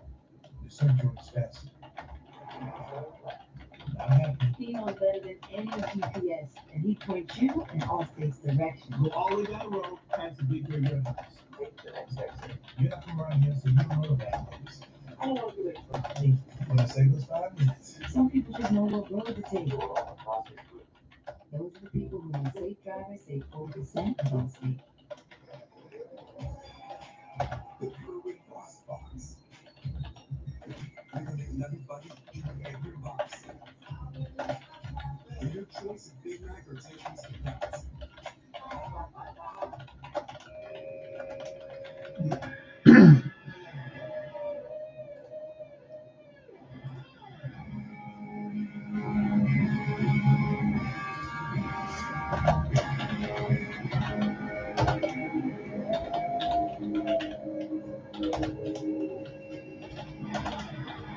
In the wilderness, fearless and human.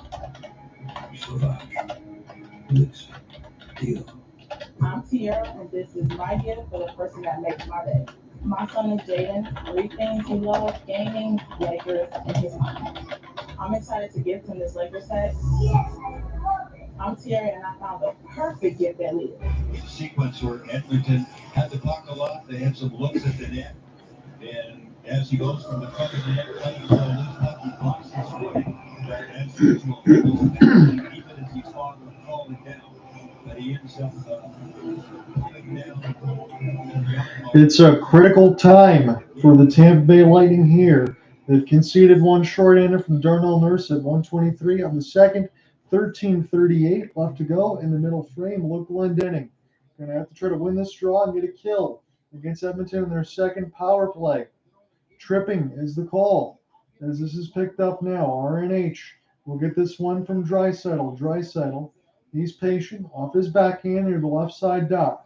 Draisaitl still working. Uses the glass to Evan Bouchard. Back to Leon Draisaitl. Draisaitl off his forehand tries to go short side, and Vasilevsky will get this one with the glove hand. So Brandon Hagel in the box for Tripping. Still a minute 39 left to go in Edmonton's power play. John here with you on the Twitter/X space at John Raynoff. Same thing here on that side for YouTube. Thank you for joining in. Again, we'll give you scoring updates in each period as part of the box if you haven't seen this one late. There's a fake slapper here for Evan Bouchard. Bouchard, patient now on the high slot as it's Connor McDavid. RNH, here's a great save, Vasilevsky. It's funneled out in front. Another block. McDavid trying to find it. We'll get this in the high slot to Bouchard. Connor. Now here's an opportunity for Leon near the right dot, trying to find Connor. This will bounce off the wall. Connor McDavid near the left circle. I'll pass it one time or one on stop by Vasilevsky as he's down. He slides over, makes a fantastic save. This should be tied, but the big cat put his claws out.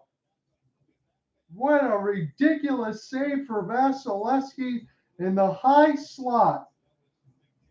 That was absolute robbery. A third rebound attempt.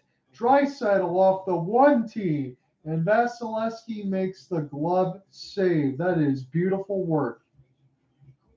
Why he's one of the best. And again, it's amazing to believe that Vasilevsky, again, his 7th game back since injury, his save percentage is still only in the 890s, but that's got to get better. Again, Jonas Johansson, the same thing. Oh, you could say the same thing for Stuart Skinner on that side. Jack Campbell, who was sent down, is in the 4s, and this one's in. Off the backhand side, batted out of the air, I believe, from either McDavid or Draisaitl, but I think this one's going to go to Draisaitl. So after a ridiculous save, I think they're going to go ahead and just say this is a backhand goal for Leon Draisaitl. That's what we have. The spotlight was on Connor McDavid, but let me just clarify this here for you. So picked up, this should be McDavid's goal. And up beforehand. So let's look again. So knocked away for Cirelli, out of the air, McDavid. Yes, Connor McDavid, number 97, going to get the goal. It's a tie game. Honestly, I should have had a better call on that one, to be honest with you. But after that ridiculous save from Vasilevsky, I didn't think a small batted puck out of the air would go in. But nonetheless, Connor McDavid has this one all square. It's 2-2. 12:30 left to go in the second. Man, that's a deflator there for Tampa. As this is picked up off the backhand, Sheary trying to drive it. Stamkos sending it for Sheary off the give and go. This one gets blocked. Edmonton got to be feeling good. Here's a 2-on-1. Evander Kane, they want to find him off the sauce. This is just too far. But Edmonton buzzing now. They have it. They want to keep their 8-game winning streak alive. They were down 2. It's 2-2 now. Darnell, spin and turn. Around the net. They're really working Tampa right now. This is danger territory. Even in the second period. Can't be kept in. Darnell is back, though, to be the last line. And this is sent in across the red. This game is tied. 2-2 is the scoreline now. Connor McDavid, 720, unassisted. Right up the draw. It bounced off Cirelli's stick. McDavid picked it up and sent a flipping puck to the net. It went in. Kucherov down the left side wing. Working his way to the middle. Drop here for Bally. This one will get blocked. Here's Point. Point now to the right side wall in the high slot. We'll get it back off the touch pass. Point. Kucherov. Good stick lift there for Edmonton. Edmonton on the rush again as they'll flip this one in. Calvin DeHaan, got to be quick about this. Connor McDavid, 11-game point streak, 7 goals, 19 assists. What else is new? When he's healthy, he puts up points. As this is picked up by Fleury. Knocked away. Kucherov's got it. Left side down. Walking it off the backhand. Here's a cheeky little back pass. And Isamont, he's trying to find this one. As this gets taken away. Now Paul and Point will try to find it here. Bally. And around the end boards. As this gets slapped around. Derek Ryan with a good block. He got hit up in the face. And Kucherov. Calvin DeHaan called for interference. And Edmonton on the verge of scoring 3 straight goals. So everything that Tampa did in the first period, even though we said Vasilevsky kind of stood on his head to make sure that Tampa had the lead, that's all going to be turned away here. And Edmonton might score 3 straight goals in this second period. So this is going from bad to worse for the Bolts. It's going pretty good right now for Edmonton, though, as it's going to be their 3rd power play of the game. They're going to be able to try to convert here. So I want to see, and I'll write this down officially when we get the marker. Yeah, so a short-handed goal and a power play goal. Connor McDavid, 720. Got it right at the end of it as it bounced off of Cirelli. 10:48. Off to go in the second. Edmonton can't hold it in with Evan Bouchard. They did win the draw, though. So they'll start with the puck possession. We're almost halfway through the second frame. First 30 minutes are almost gone. It's a 2-2 game. McDavid racing. He beat a couple defenders, but lost the puck in the end. And this is sent down there for Skinner. So it's a brand new ball game for Stuart Skinner on that side after not looking too sharp. Now it's tied 2-2. Sharp off the drop. And for Vasilevsky, after looking very sharp, he's given up 2. I guess we can say the reverse on that side. This will be dropped from RNH to Connor.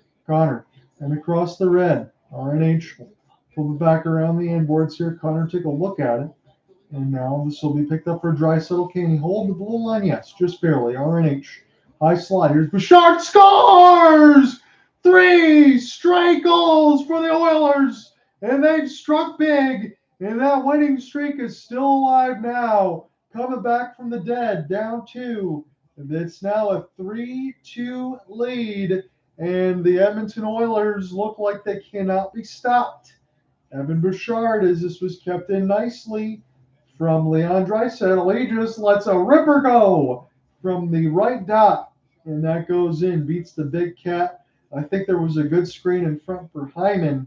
I think he was just holding on to that left post so Vasilevsky couldn't get over there. Wouldn't have mattered anyway. Vasilevsky was not even in position to make that save. And the Oilers, 3-2, quick strike offense. Now they have the lead. They are trying to make it 9 straight wins. And Tampa is hemorrhaging right now as this is in across the red line. Here's an opportunity here as this is picked up for the defense of Darnell Nurse. His back pass is a good one as Edmonton can look to start again right to left. Cody Cece. He will find Evander King. It's 1-on-3. Is he going to be able to buy enough time? Here's a sauce pass as this one gets blocked. Derek Ryan trying to locate it as well. 3 straight goals for the Oilers. It was once a 2-0 lead for Tampa after one. Now it's a completely different hockey game as this is picked up off a couple of touch passes. Can Tampa tie this? They really need the next goal here. If the Oilers score again, Tampa might be as good as dead. I want to see the way that this second period is playing. I know what Tampa can bring, but man, they are getting mutilated right now in this second. Hyman with his 17th for Bouchard and RNH. Picked up by Nikita Kucherov. Hagel. This one gets blocked. Now near the left side. Kucherov trying to settle it down. He'll find it. This gets deflected. This will go wide. As Evander Kane will get it down the ice. It's a 2-on-1. Here's a wrister. This one gets saved by Vasilevsky. Things are not looking too good right now for Tampa. Hagel, full flight near the left side of the cage. As this will get sent in, Desharnais will get it blocked. Picked up now for Kulak. Kulak now will settle it down for Fleury. Fleury. Try to locate it left to right. Tampa in the road whites with the blue bolt down the middle and the blue pants. They can't stop the dark jerseys of the Edmonton Oilers with the orange font. Braden Point. His pass will get fed back to the defense. Will go out of the zone. It blocks off a couple of Oilers. 7:50 left to go in the second. It's been all Oilers in the middle stanza. Stolen. This is a bad giveaway. Fogle, cross pass, another one. Vasilevsky with a stick save. As it's all Oilers, as we keep saying. Sent back around the end board. Ekholm. Get it back to D. Bouchard with Ekholm. This will be spun back around. Here is a spin for Bouchard. In behind the cage. Edmonton, very dangerous here. It's been an opportunity here for Draisaitl. Draisaitl, his sauce pass will have Ekholm keep it in the zone. He is just keeping the blue line. Now near the right side dot. Oilers want another power play. They're not going to get one. Draisaitl near the right side. Dot shot goes wide. And this is kept in for Matthias. Matthias now. Here's an opportunity. Draisaitl. It's been his puck. Final at the net. Good save, Vasilevsky. It's loose. Tampa can't get it out. Edmonton not on a power play, but they look like it. Fogle. Draisaitl now. Draisaitl. This looks like a scrimmage. It's near the right side. Tampa just trying to get this puck out. 6:45 left to go in the second. Here's another opportunity. Janmark, his funnel pass. It's sent down the ice, but it'll be blown dead. Maybe not against for Tampa. I thought they would have not got the icing, but they did. It was a shot against Skinner. He was alert when I was not. This is Calvin DeHaan. This will be iced, though, against Tampa. 6:29 left to go in the second. It's about time I think we get a break here. We're still waiting for that to be signified. 3-2 is the score line. Again, Tampa has been heavily outshot, but now what's once a 2-0 lead is a 3-2 lead for Edmonton. And now it's 29-12 on the shot board. It looks like Tampa's got no business being in this game. Fogle has just got sticked away a couple of times as they're showing this here. Who beat the icing rush? They didn't even show it. 6:20 left to go in the middle frame. So Ryan Nugent-Hopkins will watch this one sail down the ice. Connor McDavid will give chase. He's got to get back on side. And Ryan Nugent-Hopkins will watch this one get gloved down by the big cat. So Hyman again with the latest at the 10:02 marker, but just 6 minutes left to go in this middle frame. This will be held by Skinner. We'll finally go to break. Oilers enjoying the middle stanza. Now they're now 3-2.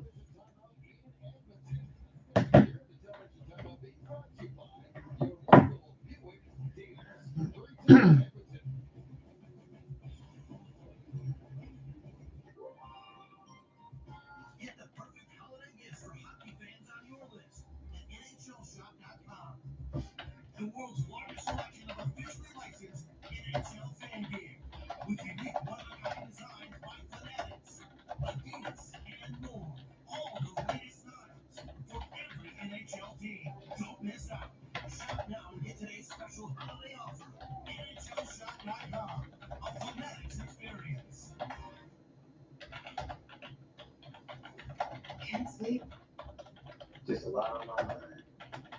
I can't succeed there. It only gets tougher with age.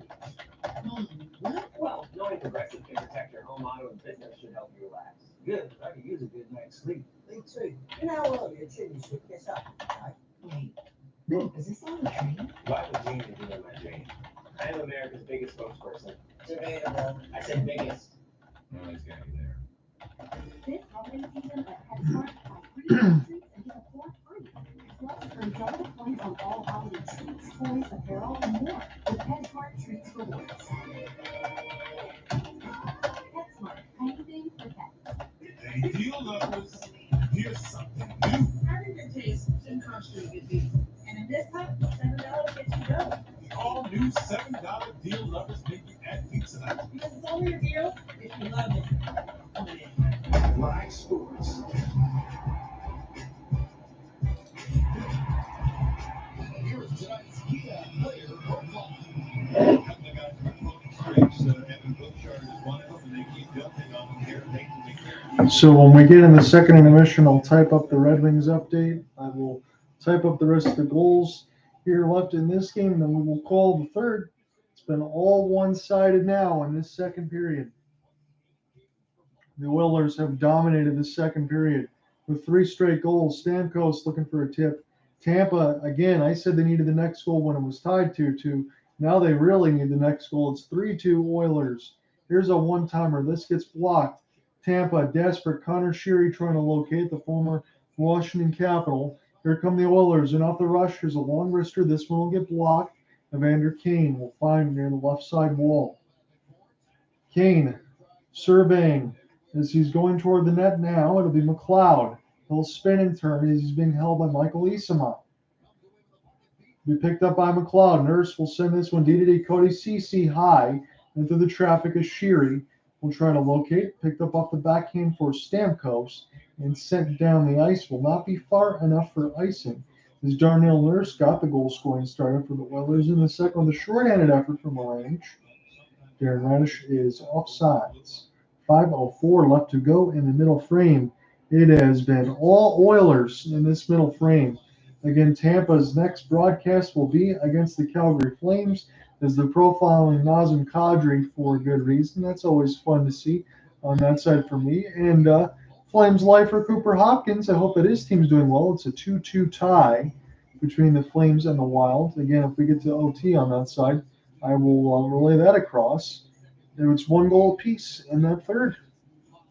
See if the Flames can pick up a point, at least, or maybe more. Picked up off the backhand now. In the neutral zone face-off, this will be the Oilers. It's Matthias Janmark. He takes a tumble on the right side boards. I think he lost an edge. As this is Desharnais trying to get this one loose near the left side. Desharnais, Fogle, and Janmark trying to locate this here as Brandon Hagel will watch this one go to point. Kucherov will sauce it to point. This is a really bad turnover again. Tampa's not been sharp in this second period at all. Point in the high slot. Hagel, one touch pass trying to find Kucherov. He probably should have let Hagel shoot that one. Now there's another one, Draisaitl. He'll spin and turn. Here's a beautiful sauce pass, and what a block out in front for Sergachev. He might have saved the goal. Here's another upper for 1T. Bounce off the wall. Bounced up in the air off Fogle. They'll try to funnel it at the net off Vasilevsky. But this is now for Tampa as they will rush. Kucherov. He's pinned against the glass. It's Evan Bouchard. Settle it back down. This bounces high off of the skate. This will ricochet all the way in the Tampa defensive end. How about that? 3:50 left to go in the second. Vasilevsky will take a look. As this is Janelle. We'll see if he can get this one out of the zone. Tampa. It's 2-on-4. Cirelli needs time and space here. This will flip it into the corner. This is going to work as a turnover, essentially. And Edmonton will find an empty space near the left side of the red line. See if they can be the first to get to this puck. I mean, they've been hyenas of raw hamburger meat right now in this game. They've played an excellent game, especially in the second, because this is in across the red line now. In the first, they had so many chances, but Vasilevsky denied them. And in the second, they just cashed in on everything. The lottery tickets aplenty, as this is picked up now. And across the neutral zone in the red. It'll be Sergachev. In the red, now on the left side of the dot. Player light off the forehand now, continuing to skate. Turn around. is Michael Eassamont as this gets deflected. Mott. He had the second goal of the game for Tampa as this goes near the left side dot. Pinballing. This might fall right to Eassamont, right on his forehand, but it gets denied by Skinner. Eassamont now turning. Good work there. He tried to be able to make something on nothing. RNH down to the right side wall. A backhand opportunity for Ryan. This one gets knocked away. 2:35 left to go in the second. Oilers having a 3-2 lead. It's been all of them. Turnover again. This one goes wide off the stick shaft of Vasilevsky. 2:26 left to go in the middle stanza. One more break before we end this second period. 3-2 Edmonton.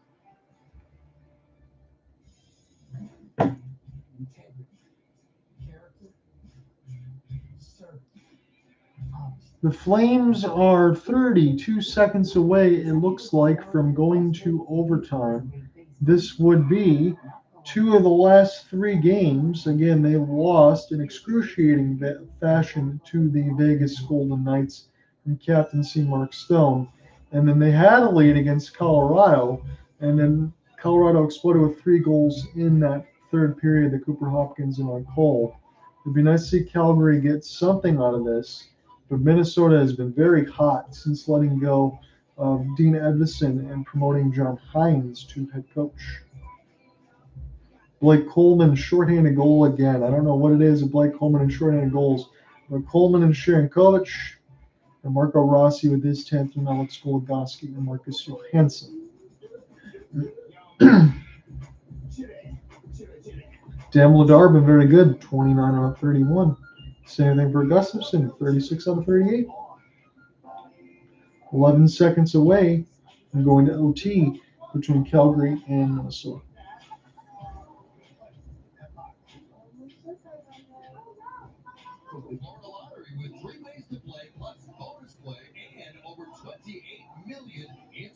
So we'll keep our eye on that one as we are going to be getting into the latter portion here of the second period. There are a lot of Bolts fans watching this one on the road. That is good to see on that side. Again, they made the trip to Canada.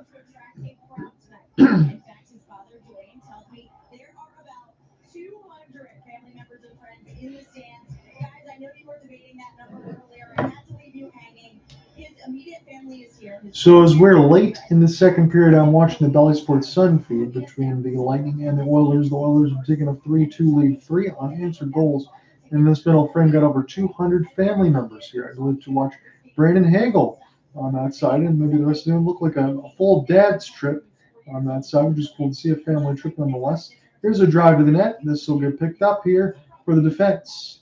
And the Bolts will get this away to safety here. Steven Stamkos opened the scoring of this game on the power play. It was such a good start for Tampa, but it's been thrown all away here. Still a 1-goal game, as this is an opportunity. Connor McDavid, what a move! Here's a cross pass. Somebody lost their stick, though, and this is Matthias Ekholm. We'll send this one for Evan Bouchard. Bouchard will use the wall. Here's Darren Radish. Darren Radish gets denied by Connor. Connor put this around the end boards now. Will get shoved a couple of times. Connor finds his way. 5-hole chance. Vasilevsky brushes Connor out of the way. Gets a little bit of a snow job there. 1:43 left to go in the second. So we are going to overtime between Calgary and Minnesota. Hopefully for Cooper Hopkins, my friend, we will have good news for you today. Always thinking of you on that side, even if we're not doing broadcasts. And I'll be feeling better on that side as well. It was a back that was bothering him on that side. I think the back will feel a little better if the Flames get 2 points. That's how it works for me. Any of my injuries with my cold will be a little better if the Red Wings won the game today, but they did not. 25 games this season for Connor McDavid, 38 points, 10 goals, and 28 assists. Again, the interesting part for me is not the injury. He's bounced back and he's got the points there, but the goal scoring for Connor. The amount of shots, he looks more like the playmaking version this year. Hopefully he gets back into the shot-heavy version because he did both last year, and it was pretty cool to see. He's sent back around the end boards. But he's a guy that can get you 130 points. Oh, that's a great save for Skinner, falling down near the left side post. He denied a tying goal. They try to find Kucherov there. Now Vander Kane able to get this one in the neutral zone. Try to get it between his legs. Down to 1:15 left to go in the middle frame here. Vander Kane. This will be picked up now. Hyman Try to put this around the inboards for Sergachev. It's Perbix. This will be funneled down the ice. Tampa's got to find an answer in this third period when they get to it because this second was not theirs. Flip back around now for Braden Point. It's Hagel.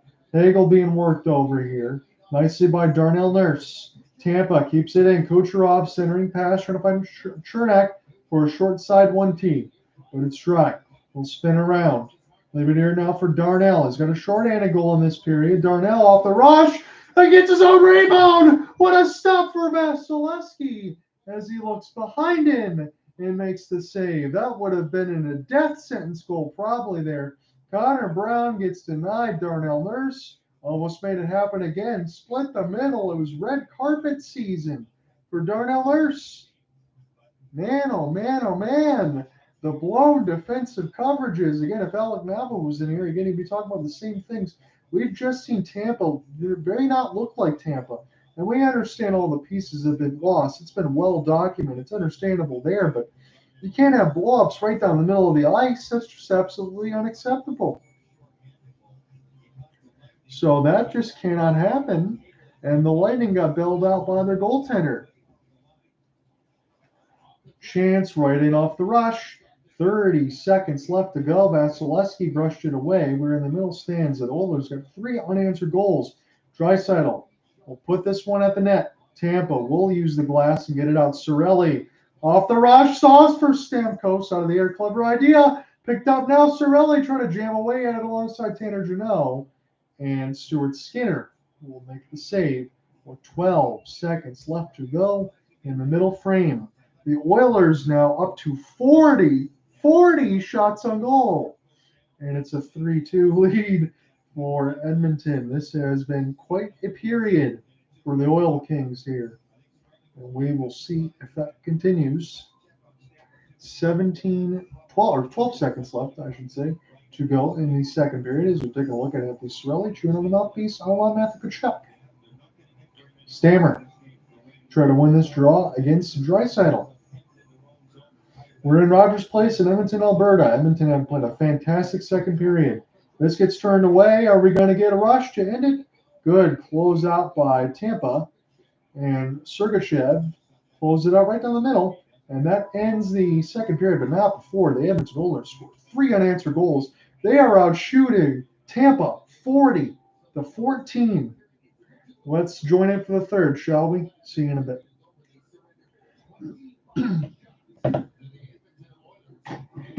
So I am going to take a look at this OT between the Flames and the Wild. I hope to bring good news to Cooper Hopkins. So 2:15 officially left to go in the OT. I'm going to get my goals and everything else all squared away for our game story.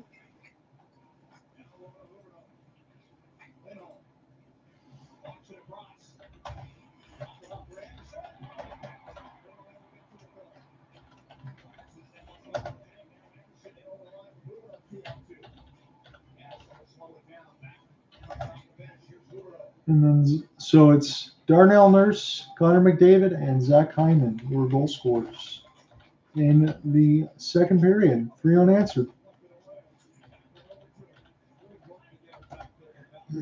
Evan Bouchard and RNH.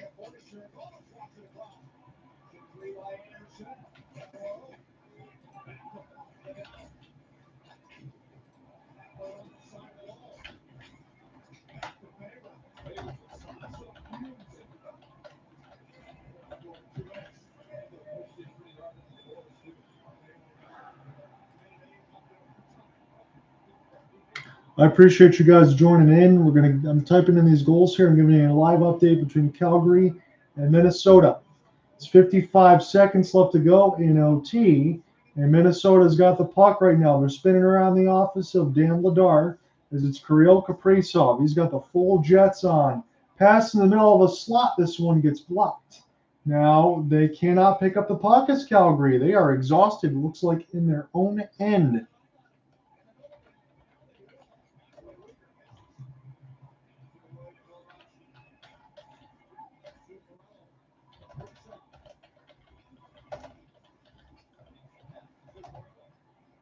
Zuccarello has it now with 20 seconds left to go in the overtime. He has it in the high slot. Shot bounces off Vladar. Kadri trying to find it. Kaprizov centering pass. Zuccarello turns and fires in the slot. Kaprizov off the back leg of Vladar. This is full survival mode. 3 shots. Going to shoot it from 100. And this is saved by Gustafsson. We're going to a shootout.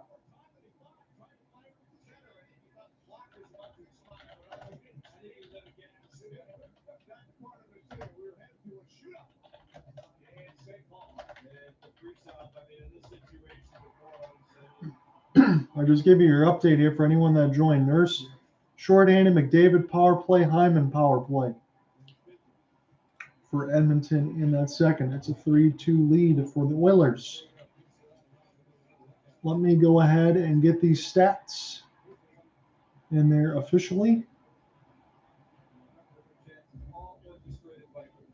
So I said after 1, shots were 15-7 in favor of the Oilers.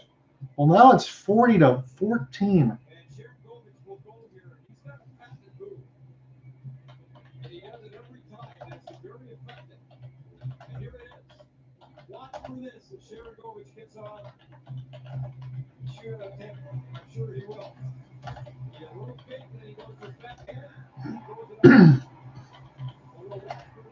Again, I'll make sure I don't cough as much during the play-by-play. Apologies, get a little bit of a cold. I wanted to use this as an opening assignment for the Waterford Sharks game on Saturday locally here at Lakeland Ice Arena in Waterford.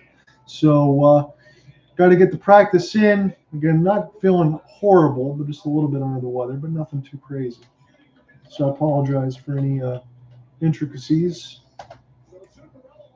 Matt Zuccarello, I'm going to go ahead as we're going to give you a live update here. Matt Zuccarello against Dan Vladar. As we're in St. Paul, Minnesota, we're in the middle of a shootout. Sioux takes extra points. Zuccarello, forehand, slow drag. A backhand move beat Vladar. He went forehand, backhand at the last moment. Near the right to left post. And Minnesota off and running in the shootout. Great move. Forehand, backhand. Vladar's saying that part of the skate is part of the pad. And that is what they're going to look at here. This could be a no goal. Zuccarello's left skate did hit the pad of Dan Vladar, and that's what the Zebras are looking at right now. If it stands, Minnesota will have a 1-0 shootout lead with Calgary yet to go. His skate brushed the top of the pad of Dan Vladar. This may not count.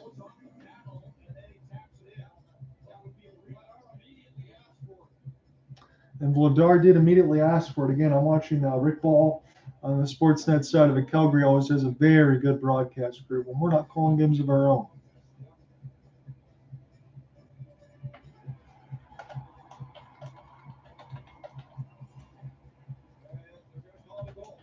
They're calling it a goal. So Matt Zuccarello opens the scoring in the shootout. It'll be Igor Sharankovich here for the Flames. He's been good. He's got 2 points in this game, but he needs a shootout goal. Sharankovich, forehand, middle of the circles. What a ripper from Igor! We're tied! That was a disgusting shot. Worked his way near the left dot. He's in the middle of the slot. He roofed that thing near the right side, posted in. The little roof daddy. That's what I heard from some of the spitting chicklets there on the drunk guy that does the broadcast. It's Kaprizov now in the middle. He missed it badly. And now Calgary has an opportunity to take the lead in this shootout. Wouldn't that be a surprise? I didn't imagine that Kirill Kaprizov would just miss the net.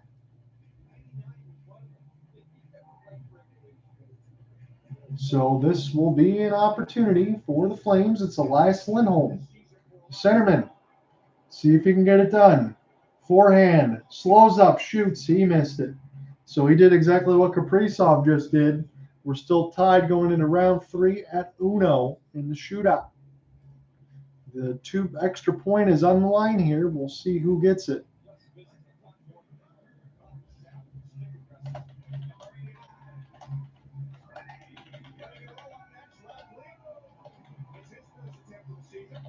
Frederick Gaudreau Can he give the Wild the lead?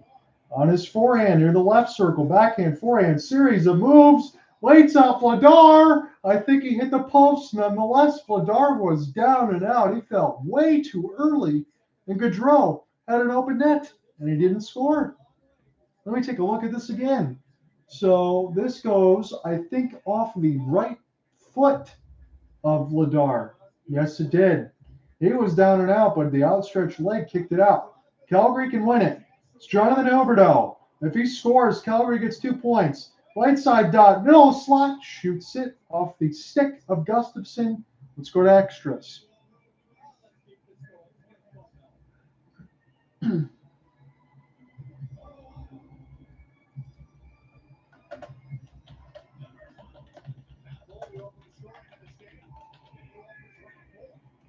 Boldy has a chance to give Minnesota the lead in the extra round in the shootout. Boldy, forehand, scores. Never made a move. He just slowed up, and he ripped that thing on the top right of the mesh. It is a lead for Minnesota in the shootout. Calgary must score to be able to pick up an extra point and keep it alive. Let's see what happens. If not, Minnesota gets the 2 points. It's down to the last. Nazem Kadri's got to score here. He's near the left dot on his forehand. Series of backs and forth backhand. Stopped by Gustafsson. Minnesota wins it in a shootout. 3-2. So I hope you guys had fun with that. A little bit of bonus coverage here for you. I'm going to go ahead and type up this Red Wings recap real quick while we're waiting for the third period of the Edmonton Oilers and the Tampa Bay Lightning.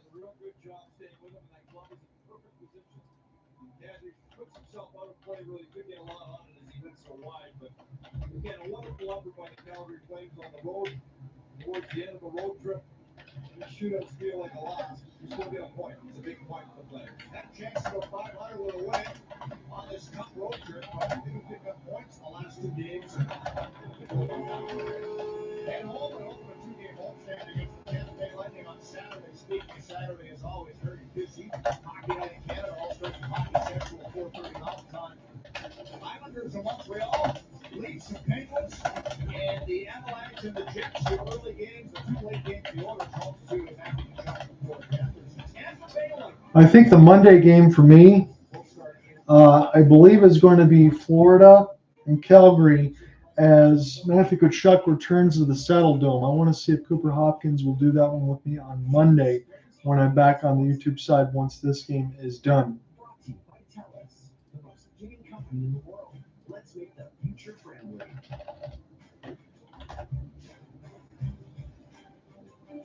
Flames come back to get a point. They fell behind in the first. Things got tested in the second. Now they battle back, took the lead briefly. Last time up, no scoring in the shootout or in the overtime. And Minnesota able to win 4 rounds in the shootout. 2, Flames get a point and home puts the Lightning on the lead. Right now, the Lightning Rick Hall saying, good night, St. Paul, Minnesota. Sportsnet Central, I'm just going to go ahead and type this up real quick as far as the Red Wings recap. I got to do locally, and then we'll get right back with you. I'm just going to save the voice a little bit because of the cold and all that, so I apologize. The love that goes into a Subaru comes out when Subaru and our retailers share the love. 116,000 animals supported. 3,300 wishes granted. 4.3 million needs provided. And over 400 national parks protected. Be a part of something bigger. Get a new This will be good to get this done now anyway, because then I'll have less to do when I write the story.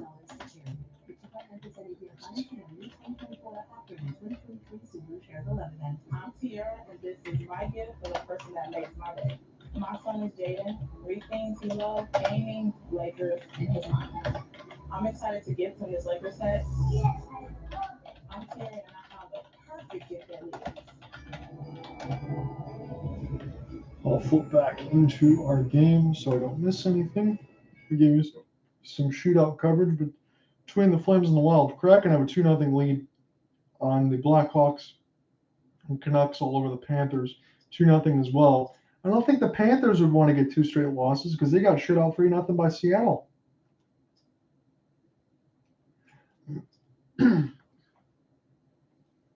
Just the other day. Which is, double the time that the Lightning have done. 7.5 minutes. That's the difference in the game. They're in the Lightning's end the whole period. This game might be 3-2 in our featured game between Edmonton and Tampa, but it's a 3-2 lead for the Oilers. They scored 3 straight goals, 2 power play, 1 shorthanded, and they are horribly out shooting Tampa on this side, 40-14. This does not look like a scoreline game that it is. And if Tampa plays like that again, I think Vasilevsky is going to give up a few more here. I mean, they're on pace to give about 65 shots on goal.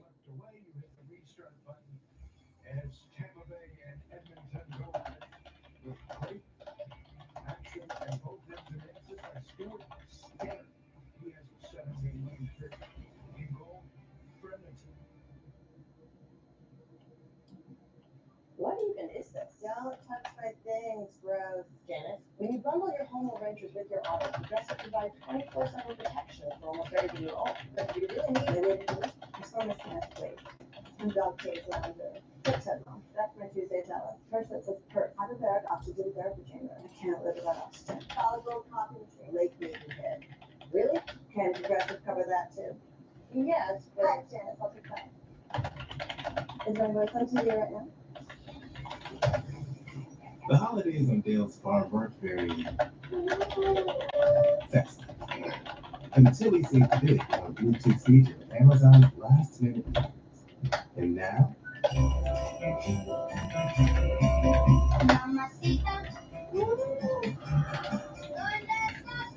that mama's part dancer, part prince. Shop last minute is now on Amazon. I'm sure that in this 5 years, for a person that's passionate. My uncle, he shows you that you love it. He's also a very big Jim Brown fan. As much as he's helped me, it's like a way to say thank you. I'm Senator and I follow you. So Detroit, I think, is going to be back in action this weekend. They are going to play against the Philadelphia Flyers at 7 p.m. Eastern. All new $7 deal lovers make you happy. It's only real if you love it. Live sports. ESPN Plus Originals. The exclusive home of the complete 30 for 30 library. Exclusive articles and tools. Top leagues and tournaments. Best stories in sports. On ESPN Plus. So I'm just going to go ahead and post this real quick. If you guys have any questions or all that, just let me know. Again, the full game story will be at hopelesssportsguy.wordpress.com alongside everything on the recorder, so you won't get any other of the intermission stuff. It'll just be the play-by-play. If anyone wanted to listen to follow along after, stuff's always posted. I usually try to do my best to get Cooper Hopkins, Alec Nava, any other recurring guests on this side. Today was going to be a solo game. I needed to practice anyway. It's been a while since we'll do a solo game, a little bit of a cold and a lot too. I do have a live assignment on Saturday. So want to get the practice, get all that stuff done. I'll be on the Go Live Sportscast. I always post everything on Facebook, Twitter, all that, John Raynaud. For Gaylord Snow and the Waterford Sharks in the Michigan Independence Hockey League. So that'll be fun to do this weekend, and I'm looking forward to it. So I'm going to be by myself on that one on that side too. I don't think I have anybody working with me the next 3 weeks. So thankfully they got a camera crew and all that stuff. I just put the headset on. All I do is the play-by-play. They do all the other hard work. I do the play-by-play and the write-ups. That's about all I do. That's all I'm good for as a journalist.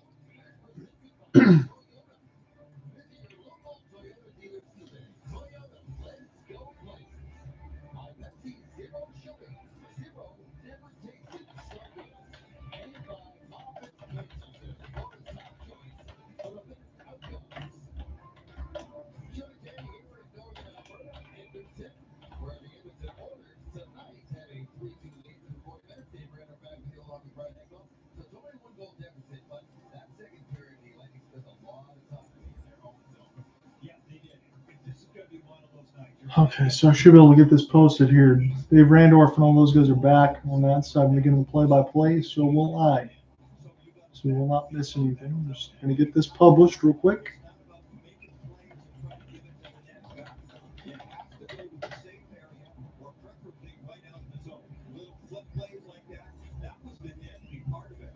Yes, I know Edmonton had some sequences there where they were round and round the outside.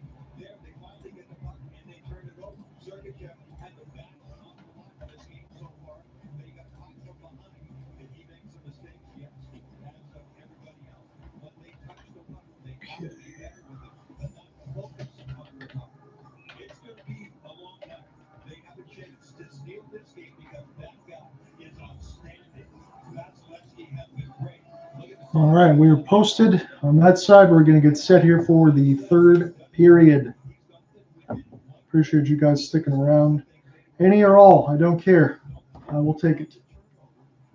You can also get clear audio at John Reinott on X, Twitter Space, whatever you want to call it nowadays. Steven Stamkos, you're looking at him. He's getting some of the smelling salts in the bile steel at this point.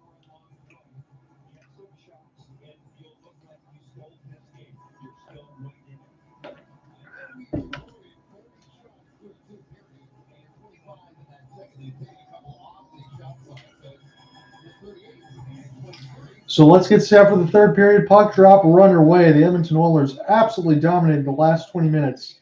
It's Hyman off his forehand. Play this one now, spinning around the inboards. We did a pretty good intermission on that side. I got everything posted. I gave you a Wild and Flames shootout update as well. There was a lot going on. This one is stopped by the 5-hole of Vasilevsky from Evan Bouchard. Cirelli will watch this one go down the ice. Hagel will give chase. It'll be icing against Tampa. I think they'll be okay with it, though, because it's about 25 seconds into the third, so they shouldn't be completely exhausted just yet. Again, any other scoring updates that I can bring to you live. On that side, the Wild win a shootout 3-2. Blues win 4-2 over the Sens. Again, I mentioned 18 of the next 20 for the Sens are away from Canadian Tire Center. They had a heavy home game schedule. Now it's going to go back the other way to even it out. Flyers beat the Caps in the shootout 4-3. The Hurricanes beat the Red Wings 2-1 in regulation. As the Canucks hold a 2-0 lead, the Kraken hold a 2-0 lead. As we are going to get pretty close to the Christmas break pretty soon, about another 11 days. That'll be here before you know it. And that'll bring me into the IIHF, as I'll be covering the World Juniors. It's what I'm announcing on that side. As this is sent back around the inboards here, and now Calvin DeHaan will go ahead and play a stretch pass. As Cirelli, as this is knocked away. Again, I might have to flip feeds here because the Tampa one is bouncing all over the place. As this center Connor Sherry trying to find the captaincy, and Stamkos thought he got hooked in the hands, but it's still live right now. As for Nick Paul, little stick check, and this will bounce right away. And Stamkos will try to get this in across the red line now, and now Edmonton has it. This will be Ryan. We'll try to find here alongside Fogle. Calvin DeHaan will pinch. This will be an opportunity. Fogle, his cross pass right in the middle of the zone gets deflected. Here's an outstretched Darren Radish. He gets all turned around. As this will find the stick of Stuart Skinner. Picked up now nicely off the forehand. It's a race for the puck across the wall. Draisaitl spin and turn. It's an opportunity as Fogel's out there right now. Draisaitl still with it. Bouchard will send it in deep. And this is sauced out of the zone. It's the kid Kucherov. Near the left side wing. He's holding as he surveys. He'll fire it at the net. This one will get blocked. Evan Bouchard will make the nice play. Push it ahead. This is bumped in deep by Alex Belay. And now to the left side wall. It's Braden Point. Gets around a couple of stick angles. Belay will fire. This goes off of the stick shaft of one of the Oilers and sent back down Sergachev. His pass will get in across the red line. Now poor Stuart Skinner will play it. Intercepted nicely by Tampa, but it's given right back up. Edmonton will funnel it down across the neutral zone. Good outstretched stick. Connor McDavid forces the steal. It's 1-on-5. He buys time anyways. Bouchard will send it deep. Here's a stutter step of a move. 17:26 left to go in the third. As this is picked up here for RNH. When we do get a break, I will switch feeds. Ryan Nugent-Hopkins from McDavid. This will fall to Vasilevsky. 17:15 left to go in the third. It's not the stick. It's not my internet. It's just the feed for Bally Sports is bouncing all over the place right now. And even if I could show you all the stuff on the YouTube side, you'd put a thumbs down on it because It's not of quality. That's what I'm going to be saying right now. I'm trying to call this. Calgary Flames, the Blues, and the Golden Knights. It's a tough road ahead for the Lightning, but that is what they have working in front of them. Saturday side for the Flames. So the road trip ends for them off the shootout loss. The Minnesota Wild, they'll go back to the Settle Dome. Well, they'll await the Light. RNH against Nicholas Paul. And Paul will win this one as this is pushed ahead. Screen opportunity for Strelly near the left side wall. He wants to find Stamkos. Good defense there, though, for the Edmonton Oilers. Here's a breakout opportunity for Hyman. He's offside, so he's got to check back up nonetheless. It'll be Fleury. Send this one back around for Perbix. Taken down pretty hard. Almost thought it would be a cross check near the boards. But this is Edmonton. Well, Chip and Connor McDavid. And this will go across the Oilers logo. Tanner Janelle. Take a soft little feel into the left side boards here as he dumps the puck in. And this will be spin around the end boards here for Matthias Ekholm. Bouchard will stop him behind the cage of Skinner. And they'll try to go left to right in the dark jerseys with the orange font. Again, Tampa on the road with the white unis on the top and the blue on the bottom of the pants with the bolt right in the middle of the shirt and across the pant legs. Here's an opportunity for Isamont. Isamont. Here's a great pass to Cirelli. And a good stop there for Stuart Skinner. That was right in the middle of the slot off the glove hand. 16-10 left to go in this third. Isamont now. This gets taken away, but it's in the corner now. Isamont still trying to buy some time. This is around the end boards now. Isamont still with this thing. He needs some help. Tanner Janot trying to help provide it loose. It falls right back to Skinner somehow. And then a little bit of a bear hug there is Isamont. And now we get some pushing and shoving here. Some punches being thrown. Hyman Desharnais likes to tie up his man, but Hyman was getting busy with somebody over there throwing some punches. Looks like Anthony Cirelli's helmet went off. He's definitely got the helmet here. He looked like me just before he got the haircut, except he's got a lot more down the middle. I'm a little more receding. He's not, and his game is way better.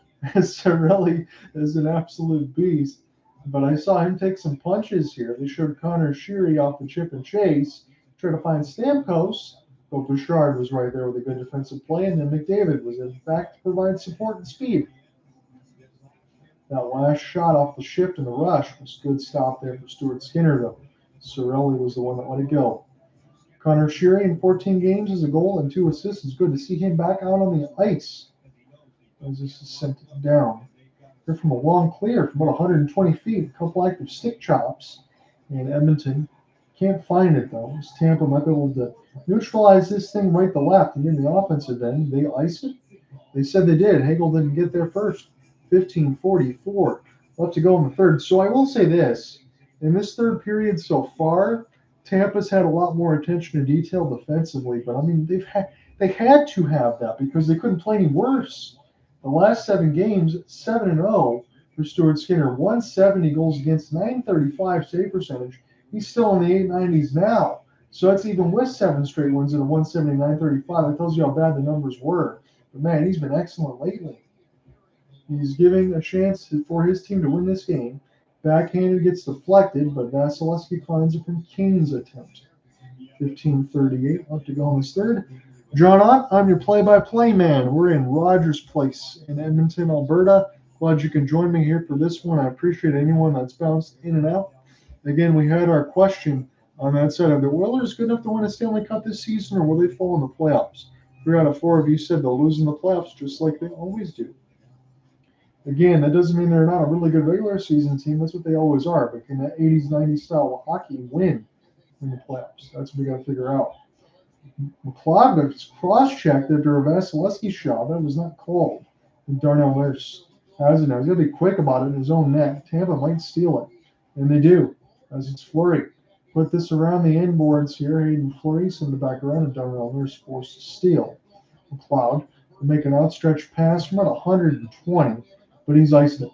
15:07 left to go in the third. Again, the shots on goal are really lopsided. The score is not. Tampa was up 2-0 after 1.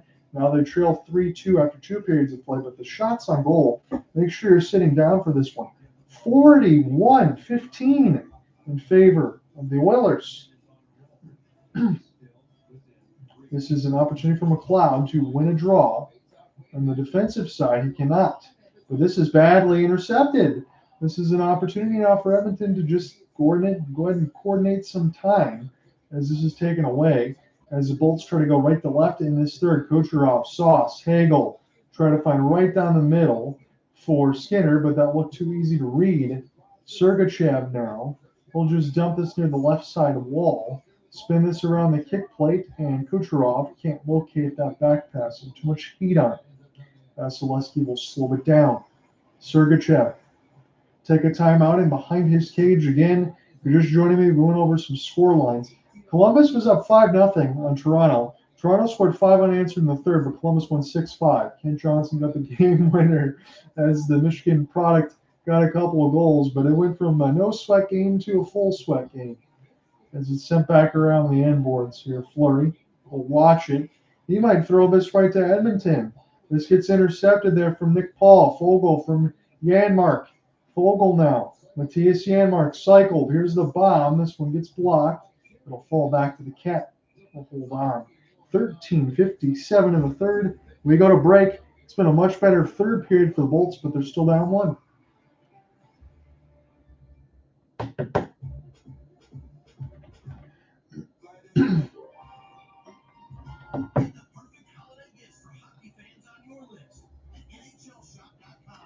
Kraken have taken a 3-1 lead. Let's see who scored as we get a stoppage there. Taylor Radish has the long goal for Chicago from Anthony Beauvillier, and it looks like Collar Yamamoto has a pair. In the first, Oliver Bjorkstrand with the latest unassisted, his 9th. Joey DeCord stopped 9 out of 10. This is a Climate Pledge, and make sure I get that one right now. Soderblom. Arvid Soderblom is the goaltender of record for the Blackhawks as they're down 3-1 with 13:42 in the second.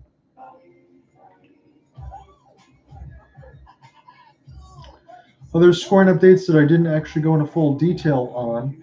After 1, Vancouver is at home. They're enjoying a 2-0 lead. Good to see Andrei Kuzmenko get back on the scoreboard because I heard that on the side from Rick Tocchet. Rick Tocchet said they wanted to demote Andrei Kuzmenko because he doesn't play a lot of defense. Well, he got on the score sheet at 403 from Connor Garland, and then Dakota Joshua, his 5th from Teddy Bluger. Thatcher Demko stopped all 15 shots he's faced. Big Bob, Sergei Bobrovsky, has stopped 7 out of 9. As Florida is in danger of dropping back-to-back games. They got shut out 4-0 by the Kraken, who have been struggling of late. Losing the Canucks would not be a surprise, but to struggle in 2 straight games, as good as Florida is, that would be a surprise.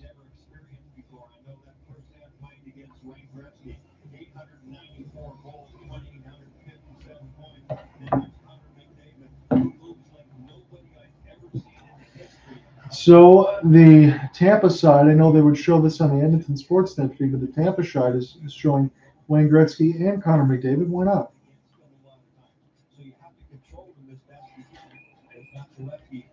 Face-off will fall back to Vasilevsky. We'll hold on and make the save. And I'll pull up the audio recorder officially in a minute. When we do get a break, I'll just step aside for a second, and I'll be right back after that. So Connor McDavid going to get set to take the draw. We will do it again. There was a draw that was 5 seconds before this. The shot fell to Vasilevsky. He made the save. Kind of just fell right to him. We'll see if we do it again with McDavid. This time Tampa does win it clean, but now it's contested by Connor. Evan Bouchard fixed the slapper. Give this back to number 97, Nugent-Hopkins. Good save for Vasilevsky with the left pad. Tampa diving to get it out. Michael Esaman. And off the rush is Glendening. And a 5-hole chance for Mikey Esaman is swallowed up for Stuart Skinner. 13:33 left to go in the third. John under with you. Rogers Place in Edmonton, Alberta. It's good to get a warm-up with Simon. Apologies I couldn't be here with you Tuesday on the side between Toronto and the New York Rangers. It turned out to be a bloodbath nonetheless. So kind of glad I missed it on that side. I want to get closer games, exciting games for all of you. But I just wasn't feeling well. This one I'm feeling a little better now, just a cold, ready for my Saturday assignment on that side nonetheless, but I wanted to practice today. Point. Fleury. This one will be fired. And now Paul try to pull this one back as Stamkos had his stick tied up. Stamkos now will put this around the right side inboards. It'll be Chernak now. Chernak here for Connor Sherry. As the third line set it a centering pass in front. Stamkos, what a goal! Bats it out of the air after a Sherry chance. Went right in the middle of the slot from an impossible angle. And the captaincy ties the game for the Bolts. Man, they are badly being outshot. But Steven Stamkos with his second gives Tampa the lightning strike, and they have life. Stamkos fires it out front. Sherry bats it off a shot in the middle. Stamkos hits it right out of the air off a flurry chance. A goal scores goal. That is an incredible deflection, lacrosse style. And man, that puck was really low. Let's see, the center of gravity on that thing was maybe a foot off ice level, and he still deflected that in. Now Tampa has tied it at 3. The captaincy ties this game up. 13 minutes left to go in the third. It's a brand new game again. Although the Oilers are out shooting Tampa 42-19 off the rush. Shot goes wide. Vasilevsky's made 39 saves as this is picked up for Evander Kane. And now settled down for Matthias Ekholm. Evander Kane loses the puck. Kucherov will send it back. Cirelli, Kucherov, and behind the cage, here's a one-timer. And Skater says no off a Sergachev chance. As this one is picked up, and I almost tongue-tied myself. Evander Kane, and between his legs, off his forehand now, will spin, turn, by space near the left circle. Drop off a pass as he makes his change. Put around the end boards for Cody Ceci. Ceci now for Sergachev, knocked down by Ryan, loose out in front. Vasilevsky sticks it away. Turnaround shot, humongous rebound. Tampa trying to form a wall with Sergachev there. Can't get it out. Ceci takes it D-to-D. Darnell Nurse. There's a touch pass. A little bit too far there for Derek Ryan. And chipped off the outside glass. Isamont giving chase. Isamont trying to get his space near the left side leg. Hopefully didn't hurt himself as this is recollected here. Nicely played in between the skates for Edmonton. Here's a long chance and held by Bass. So Darnell Nurse was the one that let it go, and then immediately Anthony Cirelli had some "how are you doing" words for him, and Ekholm as well. Draisaitl is in the mix alongside Derek Ryan with 11:42 left to go in this third. It is a tie game once again. 2 unanswered for the Bolts, 3 unanswered for Edmonton, and now Tampa has got the first goal of the third. That is where we are right now, a 3-3 tie with 11:42 left to go in this final frame in regulation. Lightning and Flames, that'll be the next game for the Bolts on Saturday at Saddledome. I will not be doing that one because I'll be covering the Waterford Sharks on that side in between the Gaylord Snowford locals. Cooper Hopkins and I will be covering the Flames game on Monday. Try to get Cooper on that one because it's Matthew Tkachuk back at the Saddledome. That's on Monday, so that'll be my next assignment with YouTube and all of you guys on that side. I'll be on the Go Live Sportscast on Saturday if you want to follow along on that side. This will be pulled back and one off the draw. Tampa will clear this one down. This will not be ice. It'll bounce off an Edmonton body. Cirelli now. Tanner Janot has it. Keeps it alive off the stick lift. Spin and turn. And the high slot. Tampa, patient. Fired at the net. This one blocked up in the air. Off the glove hand of Chernak. And across the red line side now. Vasilevsky slows it down. Behind his cage. A little bit of a simple play there. Used it off the window. Tampa able to get it at least to the neutral zone. We'll take some changes. They're already right there for John Cooper's squad, so you might as well. Draisaitl watching as this is picked up now for Janmark. Sent back around the inboards here. Fogle trying to pry it loose near the right side dot.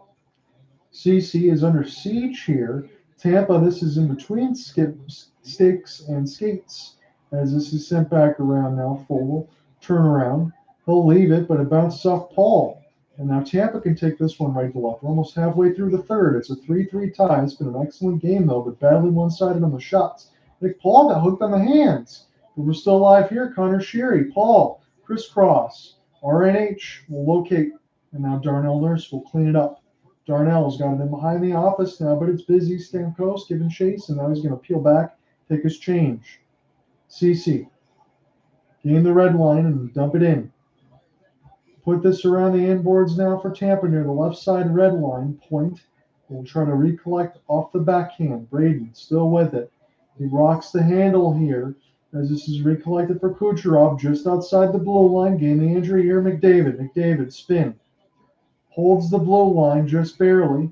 Finding to the left side, dot pass right down the middle, was sticked away. It's McDavid. McDavid dancing. Leave it here for Darnell. Darnell in the high slot. His sauce pass. Try to find RNH. Back to Connor. RNH driving. Pass for CC cutting in tight. Goes too far. Hagel off the rush with Point. It's a good spot for that Point. Oh, he hit the post. Kucherov sends it in the other way. Now Nurse. Now Cody CC trying to get it out of the defensive end. Hyman looking. As Point trying to provide it. Picked up now, and we get a play blown dead. 9:22 left to go in the third. It's a hand pass. They go to break. 2-on-1 for Hagel and Point off the crossbar after Stamkos just tied it at 3. 9:22 left in the third. I have moderate to severe Crohn's disease. Now, our founder once said, don't let the day pass without any action. We can lead more meaningful and constructive lives. For the pursuit of activities that will ensure a better today than yesterday, a better tomorrow than today.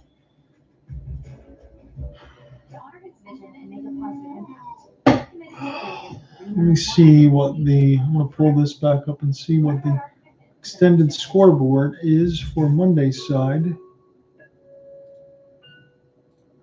Just to make sure I get that correct.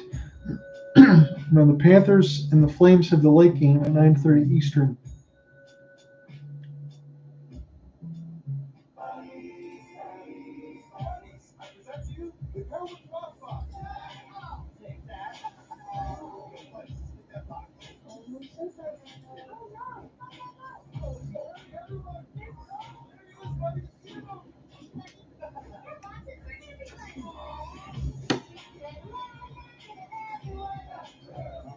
From Frostway, with a buddy and a meal in every box. The Curry Frost Box.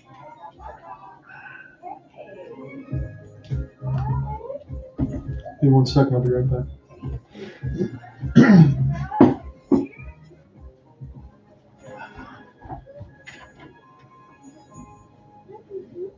Live sports. Scoreboard, an excellent play by Brandon Hagel. Timing on a pass to Ray, a little 2-on-1. Gets it across and then Brayden Point. Watch this. He'll scoop this up. A lot of times when you shoot, you should use the toe of the blade and throw the toe of the blade at the corner under the crossbar that you want to hit. But see how he's scooping? He got his hands underneath it there, and he just carried a little bit too far. He uses that toe curve across the toe curve, and he's thinking about the execution there. Excellent play by Hagel. Nice try by Point. He didn't pull it off. The Hawk backs this one up for the far side pole. Takes him on his own there. He's checked by Hagel. And it's sent back in by McLeod. Out comes the Hawk. Alvarado is going low line to center, and in he goes. Center trying to put it on his own net. Places back in the corner. There's Kane up ahead to McLeod. Kicks it forward and back inside the lucky zone. And it back out into the middle for Kane. And he was checked there by Mox. Down it goes. The reset, and here comes Edmonton. Okay. Long straight pass to 10, trying to find Hyman. And here's Hayden Carter to take that opportunity. Goes back forward by Bouchard. Turn back over, and that pass just missed, and instead it's going to end up as icing against Tampa Bay. Sorry about icing. Let me get back into the play-by-play. I apologize. I missed about 30 seconds there. 8:22 left to go in the third. It's a tie game. Steven Stamkos with the latest off the deflection. But the shots on goal are 45-20 in favor of the Edmonton Oilers. We'll see if that continues. So back into the play-by-play here, Connor McDavid and off the draw, but this will go to Steven Stamkos, the other captaincy. And we'll put this back on the end boards. John here with you at Rogers Place in Edmonton, Alberta. Steven Stamkos just tied this game up at 3. About 8:05 left to go in regulation. As this is sent in, this bounces off of full goal. And now picked up here for Evan Bouchard. A long outstretched pass. Bounces up into the player's bench and on play. 7:58 left to go in regulation. 45-20 is the shots on goal. Again, if you are just joining us, I had the reset there on the YouTube part of the box. But we'll go ahead and give you the goal scores. And the first, it was Stamkos in the power play from Nick Pohl and Braden Point. And then Tyler Mott made it 2-0 from Darren Radish and Michael Esamont. There was no goals for Edmonton in the first, but in the second, they exploded. Darnell Nurse short-handed as RNH with a pass down the middle from Derek Ryan. Connor McDavid on the power play after it bounced off Cirelli. And Zach Hyman with a beautiful deflection from Evan Bouchard and RNH. That's your set there. And we got to the third, Steven Stamkos. Got a deflection out of the air from a chance from the defense. And that's where we are right now with a 3-3 reset. CC, send this one in for Darnell Nurse. He wants a pass deflection. Draisaitl, perfect pass, driving toward the net. And Fogle looks like he was down, trying to pry it loose and get something past the big cat. That's what Edmonton wanted there, but couldn't find the space. This is Sergachev. Now Nikita Kucherov. A couple stick handles. Still working. Kucherov scores! What a goal! That is absolute highlight reel. And that's why he's one of my favorite players in the entire league. Stuart Skinner can't believe it, and I can't either. His 20th. Nikita Kucherov, what a ridiculous goal. He goes forehand, backhand between the legs of CC, finds it, and finishes it off in absolute spectacular highlight reel, game-breaking goal. Because, yes, did he get a little lucky with it going in between the legs of CC? I'll grant you that. But he still had to get to the stick lifts of CC, and then he was strong enough to find the puck, locate the score between the 5-hole of Skinner. Will that be the game winner? If it is, that was a voice crack for me and probably one of the best ones that we will see tonight. My goodness, Nikita Kucherov with his 20th. That only means that Connor McDavid's got to one-up it, doesn't it? As this is picked up now for Anthony Cirelli. Not a lot of space for DeHaan. I don't know about that pass selection, but Cirelli's got it nonetheless. Try to go right to left. Cirelli now. That was an electrifying goal from Nikita Kucherov from Point and Sergachev. Absolutely ridiculous. And Tampa, they've answered badly because they got punched in the mouth in that second period. That's got to feel good for a John Cooper-led squad because you know they wanted to have an answer. But man, oh man, I didn't know if they were going to get it the way it was working in that second. I understand what Tampa can still do. They get a hit. Fans want a penalty. And Tampa is going to just be allowed to take an extended timeout as Noblok Scott will go ahead and take some changes. Stamkos. Go ahead and put this one in for Paul. Paul. Now for Bouchard. As this one is too far. Knocks down one of the Lightning. RNH able to get this one for Bouchard. Good steal by the Bolts. 6 minutes left to go in the third. Wouldn't this be something? Stamkos. Oh my goodness, Stamkos! Bring the road hats. He slowed up and turned like he was waiting for a pass. And he absolutely schooled Stuart Skinner there. And now the Bolts have a 2-goal lead. 3 straight goals for Tampa after 3 straight goals for the Oilers. And the 15th career hat trick for Steven Stamkos. I'm not sure if Skinner had traffic in front of him from Bouchard and Nurse backing up. He never tracked it. He was trying to make a save toward the top of the right bar, and it went to the top of the left bar. That is a ridiculous shot there for Steven Stamkos in the high slot. And Tampa has a 2-goal lead. That is off the top of the right bar and in the left side of the mesh. You can't do that any better. Stamkos with the hat. What a period for Tampa now. As this is sent in, Stamkos out of the air, deflected. Then it was Kucherov and Stamkos again. Feels kind of like the playoffs on that side when you think about it alongside Cooper Hopkins a couple of years ago. I know that the Colorado Avalanche won it all, but we respected everything Tampa did. And man, that's a hell of a respect and an answer from a second period when they got absolutely dominated. So this has been a complete flip. RNH. Tampa running out of time. Their 8-game win streak on the line. Spinning. McDavid. Sauce pass. Can't hold it in. As this is Cody Ceci. Full cell line changes for Bolts. Tampa near the right circle. Will drop. Connor McDavid doesn't find anybody. Michael Easemont. This could spring a 2-on-1. Hagel between his legs. Still strong enough to stay with it. This shot gets blocked. Tampa all of a sudden getting all his puck bounces and making some highlight reels out of it. Under 5. 5-3 lead for the Bolts. It's been a high-scoring game. What an answer here for Tampa. It's sent back around the inboards. Again, I really didn't think that after what Edmonton did, and that Tampa was going to find that energy. Again, I should have known better with a John Cooper-led squad, but man, oh man, this game was so one-sided at a point, it wasn't even funny. I think we're going to get a penalty here against Taylor Radish from Fogle. So Bolts, I think, are going to the box. Nikita Kucherov with one of the prettiest goals you'll ever see. And then Steven Stamkos with a snipe in the high slot. It's 5-3 Bolts.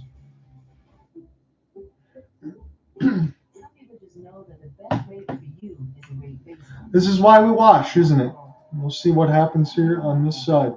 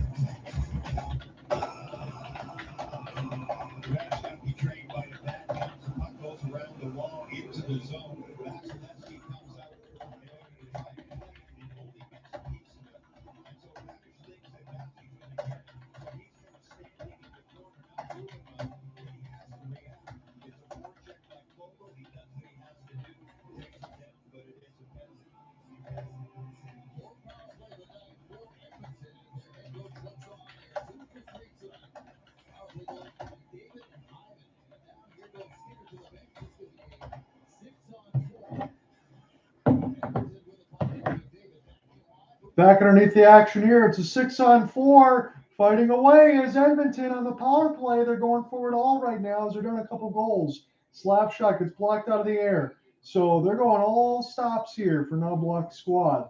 It's 5-3 the score line. It's a 6-on-4. Edmonton power play stop by the left pad of Vasilevsky, but they're very buzzing right now as it's Hyman. Give this here for Bouchard. He wants it, shoots to the traffic. Vasilevsky says no. Edmonton with it as we still get the goalie cam here. Here's Draisaitl. Hyman, what a stop. Vasilevsky full splits. Where's the puck? I think it's underneath Paul. And the refs are not blowing this dead. And they should be getting some pushing and shoving here from the Bolts. Man, oh man. Andre Vasilevsky under siege there. Could have very well been the game. Bouchard. McDavid, series of moves. It was turned around for Hyman. Perfect spot to shoot right in the middle of the crease. Kane was there trying to pry it loose. It was still loose again. Paul thought it was blown dead. And Evander Kane had a couple more chances, but Vasilevsky stood tall as this team was under siege here. And this is going to be a hell of an ending to this contest, no doubt about it. It's too bad nobody else is in here on this side to call this one in with me. 1:07 left to go in Edmonton's power play. Again, 6-on-4. They elected to go with the goalie pool. Put Stuart Skinner to the bench. Try to get within 1. I mean, I think it's a good sign here because Edmonton's power play is so deadly, as you know, especially from last year. They're setting records that now with McDavid healthy, they can get right back into that same kind of level of expectations. So I totally get why they did it. 3:41 left to go in this third. Serious sequence there for Vast to make a ton of saves. Now Bouchard, McDavid. Here's a cross. It goes through the legs of Draisaitl. We'll hold it now on a high solid Bouchard. Here's RNH. McDavid. Stutter step. Buying space around Cirelli. Still with the puck. Cross pass. This one gets blocked out in front. RNH will stick chop it ahead. Here's Connor. Maybe. As this one's flipped down the ice. Good block for Bouchard. Probably saved a goal there. As this is sent in deep. Sergachev now. So under pressure here. Draisaitl bounces off of him. Goes to Bouchard. 30 seconds left to go in the man advantage. It's a 6-on-4 with the net pull though. McDavid cross ice pass. Try to get blocked out of the air. And now RNH has it. RNH still with it. Put this in the high slot. Here's a fake of a slap from Bouchard. McDavid wants it. Here's a pass for Hyman now. Near the left side red line. He gets taken down. Put right back in the net. Vasilevsky's got it with the right of his glove. And near the pads. And now Edmonton beside themselves with the whistle being blown. They thought the puck was still loose. So Vasilevsky, as a floating puck, it hit the right side of his pads. Couldn't be taken away for Draisaitl. They say, what are you doing? We got somebody down there. Should be calling a penalty. They're not doing that. 2:38 left to go in the third. John Cooper looks on. Again, he looks as alert as I do right now. On this side, he knows the moment. And we might be getting a timeout, something else right now, just to make sure. I don't see anything that they're showing right now except for the players. I think they're going to take a timeout here for Chris Knobloch's squad. And that's what we will get. So Edmonton still with the goalie pool. They elected to do that when they got the power play just a couple minutes ago. They have 4 seconds left to work within the power play. So it's been 6-on-4 the whole time. Here's joining us, Steven Stamkos, another milestone, 12th career hat trick on the side. And I'll make sure that I get the number correct in the story. His 12th on that side for the Bolts.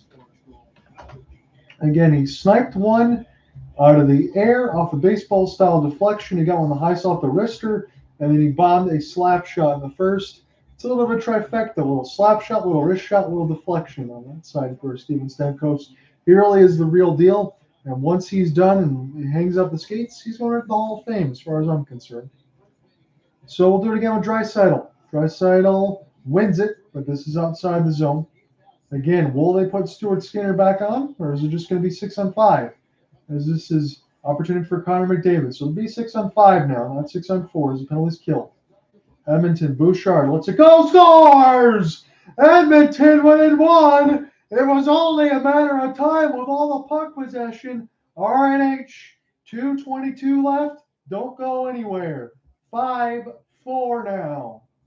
His 7th of the season. RNH makes it a 1-goal game. Connor McDavid turns around, leaves it for Bouchard, gives it back to Ryan, back to Bouchard, fights in through the traffic.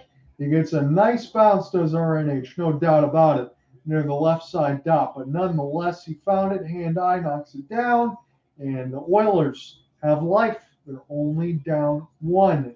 And Tampa, I think, has got to be very careful here. I could easily see this going into overtime, the way that Edmonton's been able to press. 53 shots on goal. If Vasilevsky didn't make 49 saves in this game, they wouldn't have the lead. As this is picked up now. McDavid, high slot, gets blocked. The empty net is still empty. 6-on-5, but the Oilers still need one more. They got one. Here's another one goes high. Edmonton down. Has it in for Hyman, but it's held in by Tampa. Turnover badly. Draisaitl will fire this one up and out of play. Tampa's entries out of their own side have been awful. They'll throw this right in the middle of the ice, and it just gets picked off. That time it was Hagel who threw it right in the middle of the circles, and he almost paid the ultimate price. It would have been a tie game. Man, oh man. Tampa has been dodging bullets left and right. That's all you can say at certain times in this game. But it's 5-4 trying to hold on to this. Here is another draw. It's Draisaitl. Opportunity for point. So they flip Paul and point. So they got Nick Paul. So it'll be McDavid against Nick Paul. Who's going to win this one? I got to go with Connor on this side. You would think you know the measure of the situation, but it's Nicholas Paul. Good work. This will be flipped down and stopped by Bouchard from 100 feet. Draisaitl gains the entry. Tampa's going to have to earn this one, or they're going to get 2 points. No doubt about it. Stamkos, he wants 4. As this is picked up here for Paul. I don't think Tampa cares who scores right now. Cirelli tries to find it. He settles it down. He's going to kill more time. What a hard-working goal for Anthony Cirelli. It's 6-4. He had to block it away from Bouchard a couple of times, and he gets the empty net goal. And Tampa back up by a pair. He gets his 8th. This is a wild, wild contest. Anthony Cirelli never stopped working against Evan Bouchard. He found it, turned around the turnaround, he shot it in between the legs of Evan Bouchard right after that. That one went right in between his legs and in the net. I know it was a yawning cage, but he still had to shoot it in between the wickets on the first part. So despite being outshot 53-23 so far, Tampa's up 6-4. So the old Stuart Skinner and the old goaltending has shown itself in this case. And that's what worries me for Edmonton. You don't want to have this be a more than just one-time thing. Still got time to score again. This could easily be 6-5. I don't know about 2 more goals now at this point. Edmonton's net is empty one more time, as this will be sent back around. Picked up for Edmonton as they're really taking too much time here. This is blocked and picked off, sent down again. So Darnell Nurse, he's got it. I think Darnell should probably captaincy this thing once they're throwing it to McDavid. Now McDavid right in the middle. I thought the offsides, they have the delayed hands in the air. This is fine right now for Tampa. They'll play keep away. And across the red, Kucherov. He does not shoot it. As this is keep away here for Tampa. Picked up off the forehand. Now they'll spin and shoot. I'm surprised Tampa didn't shoot this about 15 seconds ago. They could have made it 7-4. If Edmonton scores here, there might be a complete mistake. This is a long shot, gloved down by Bass. He's going for the goalie goal. Bass, this one gets blocked near the middle of the dots. If he didn't block it there, he probably would have scored. My goodness. It's picked up for Janmark. Down at 12 seconds. Vasilevsky said, hey, why not? I'll take it. This is picked up. Stamkos. He's got 4. Steven Stamkos with a 4-goal game. And the Tampa Bay Lightning with this one 7-4. Holy cow. Steven Stamkos, an empty netter, a deflection, a wrist shot, and a one-time slap shot. He showcased it all. I think that's what Tampa was waiting for. They wanted to give Stammer another one. Stammer got it done tonight. He scored as many as the Edmonton Oilers did. When you need your big boys to try to go ahead and get you a win, you got Kucherov, you got Stamkos, you had Hagel. I thought Cirelli played a great game at times. Look, I understand what the shots on goal are. 54-25 now. His first career 4-goal game. And the Lightning have an immediate answer. In that third period, they were getting destroyed by Edmonton. In that second, they were only trailing 3-2. They were only down 1. But the Lightning respond. They score 5 in the third period, and they win this one 7-4. This was a fun contest, and I hope that this practice and everything else, I hope you guys enjoyed it. I'll talk to you on the Monday side in between the Florida Panthers and the Calgary Flames. See you then. Peace.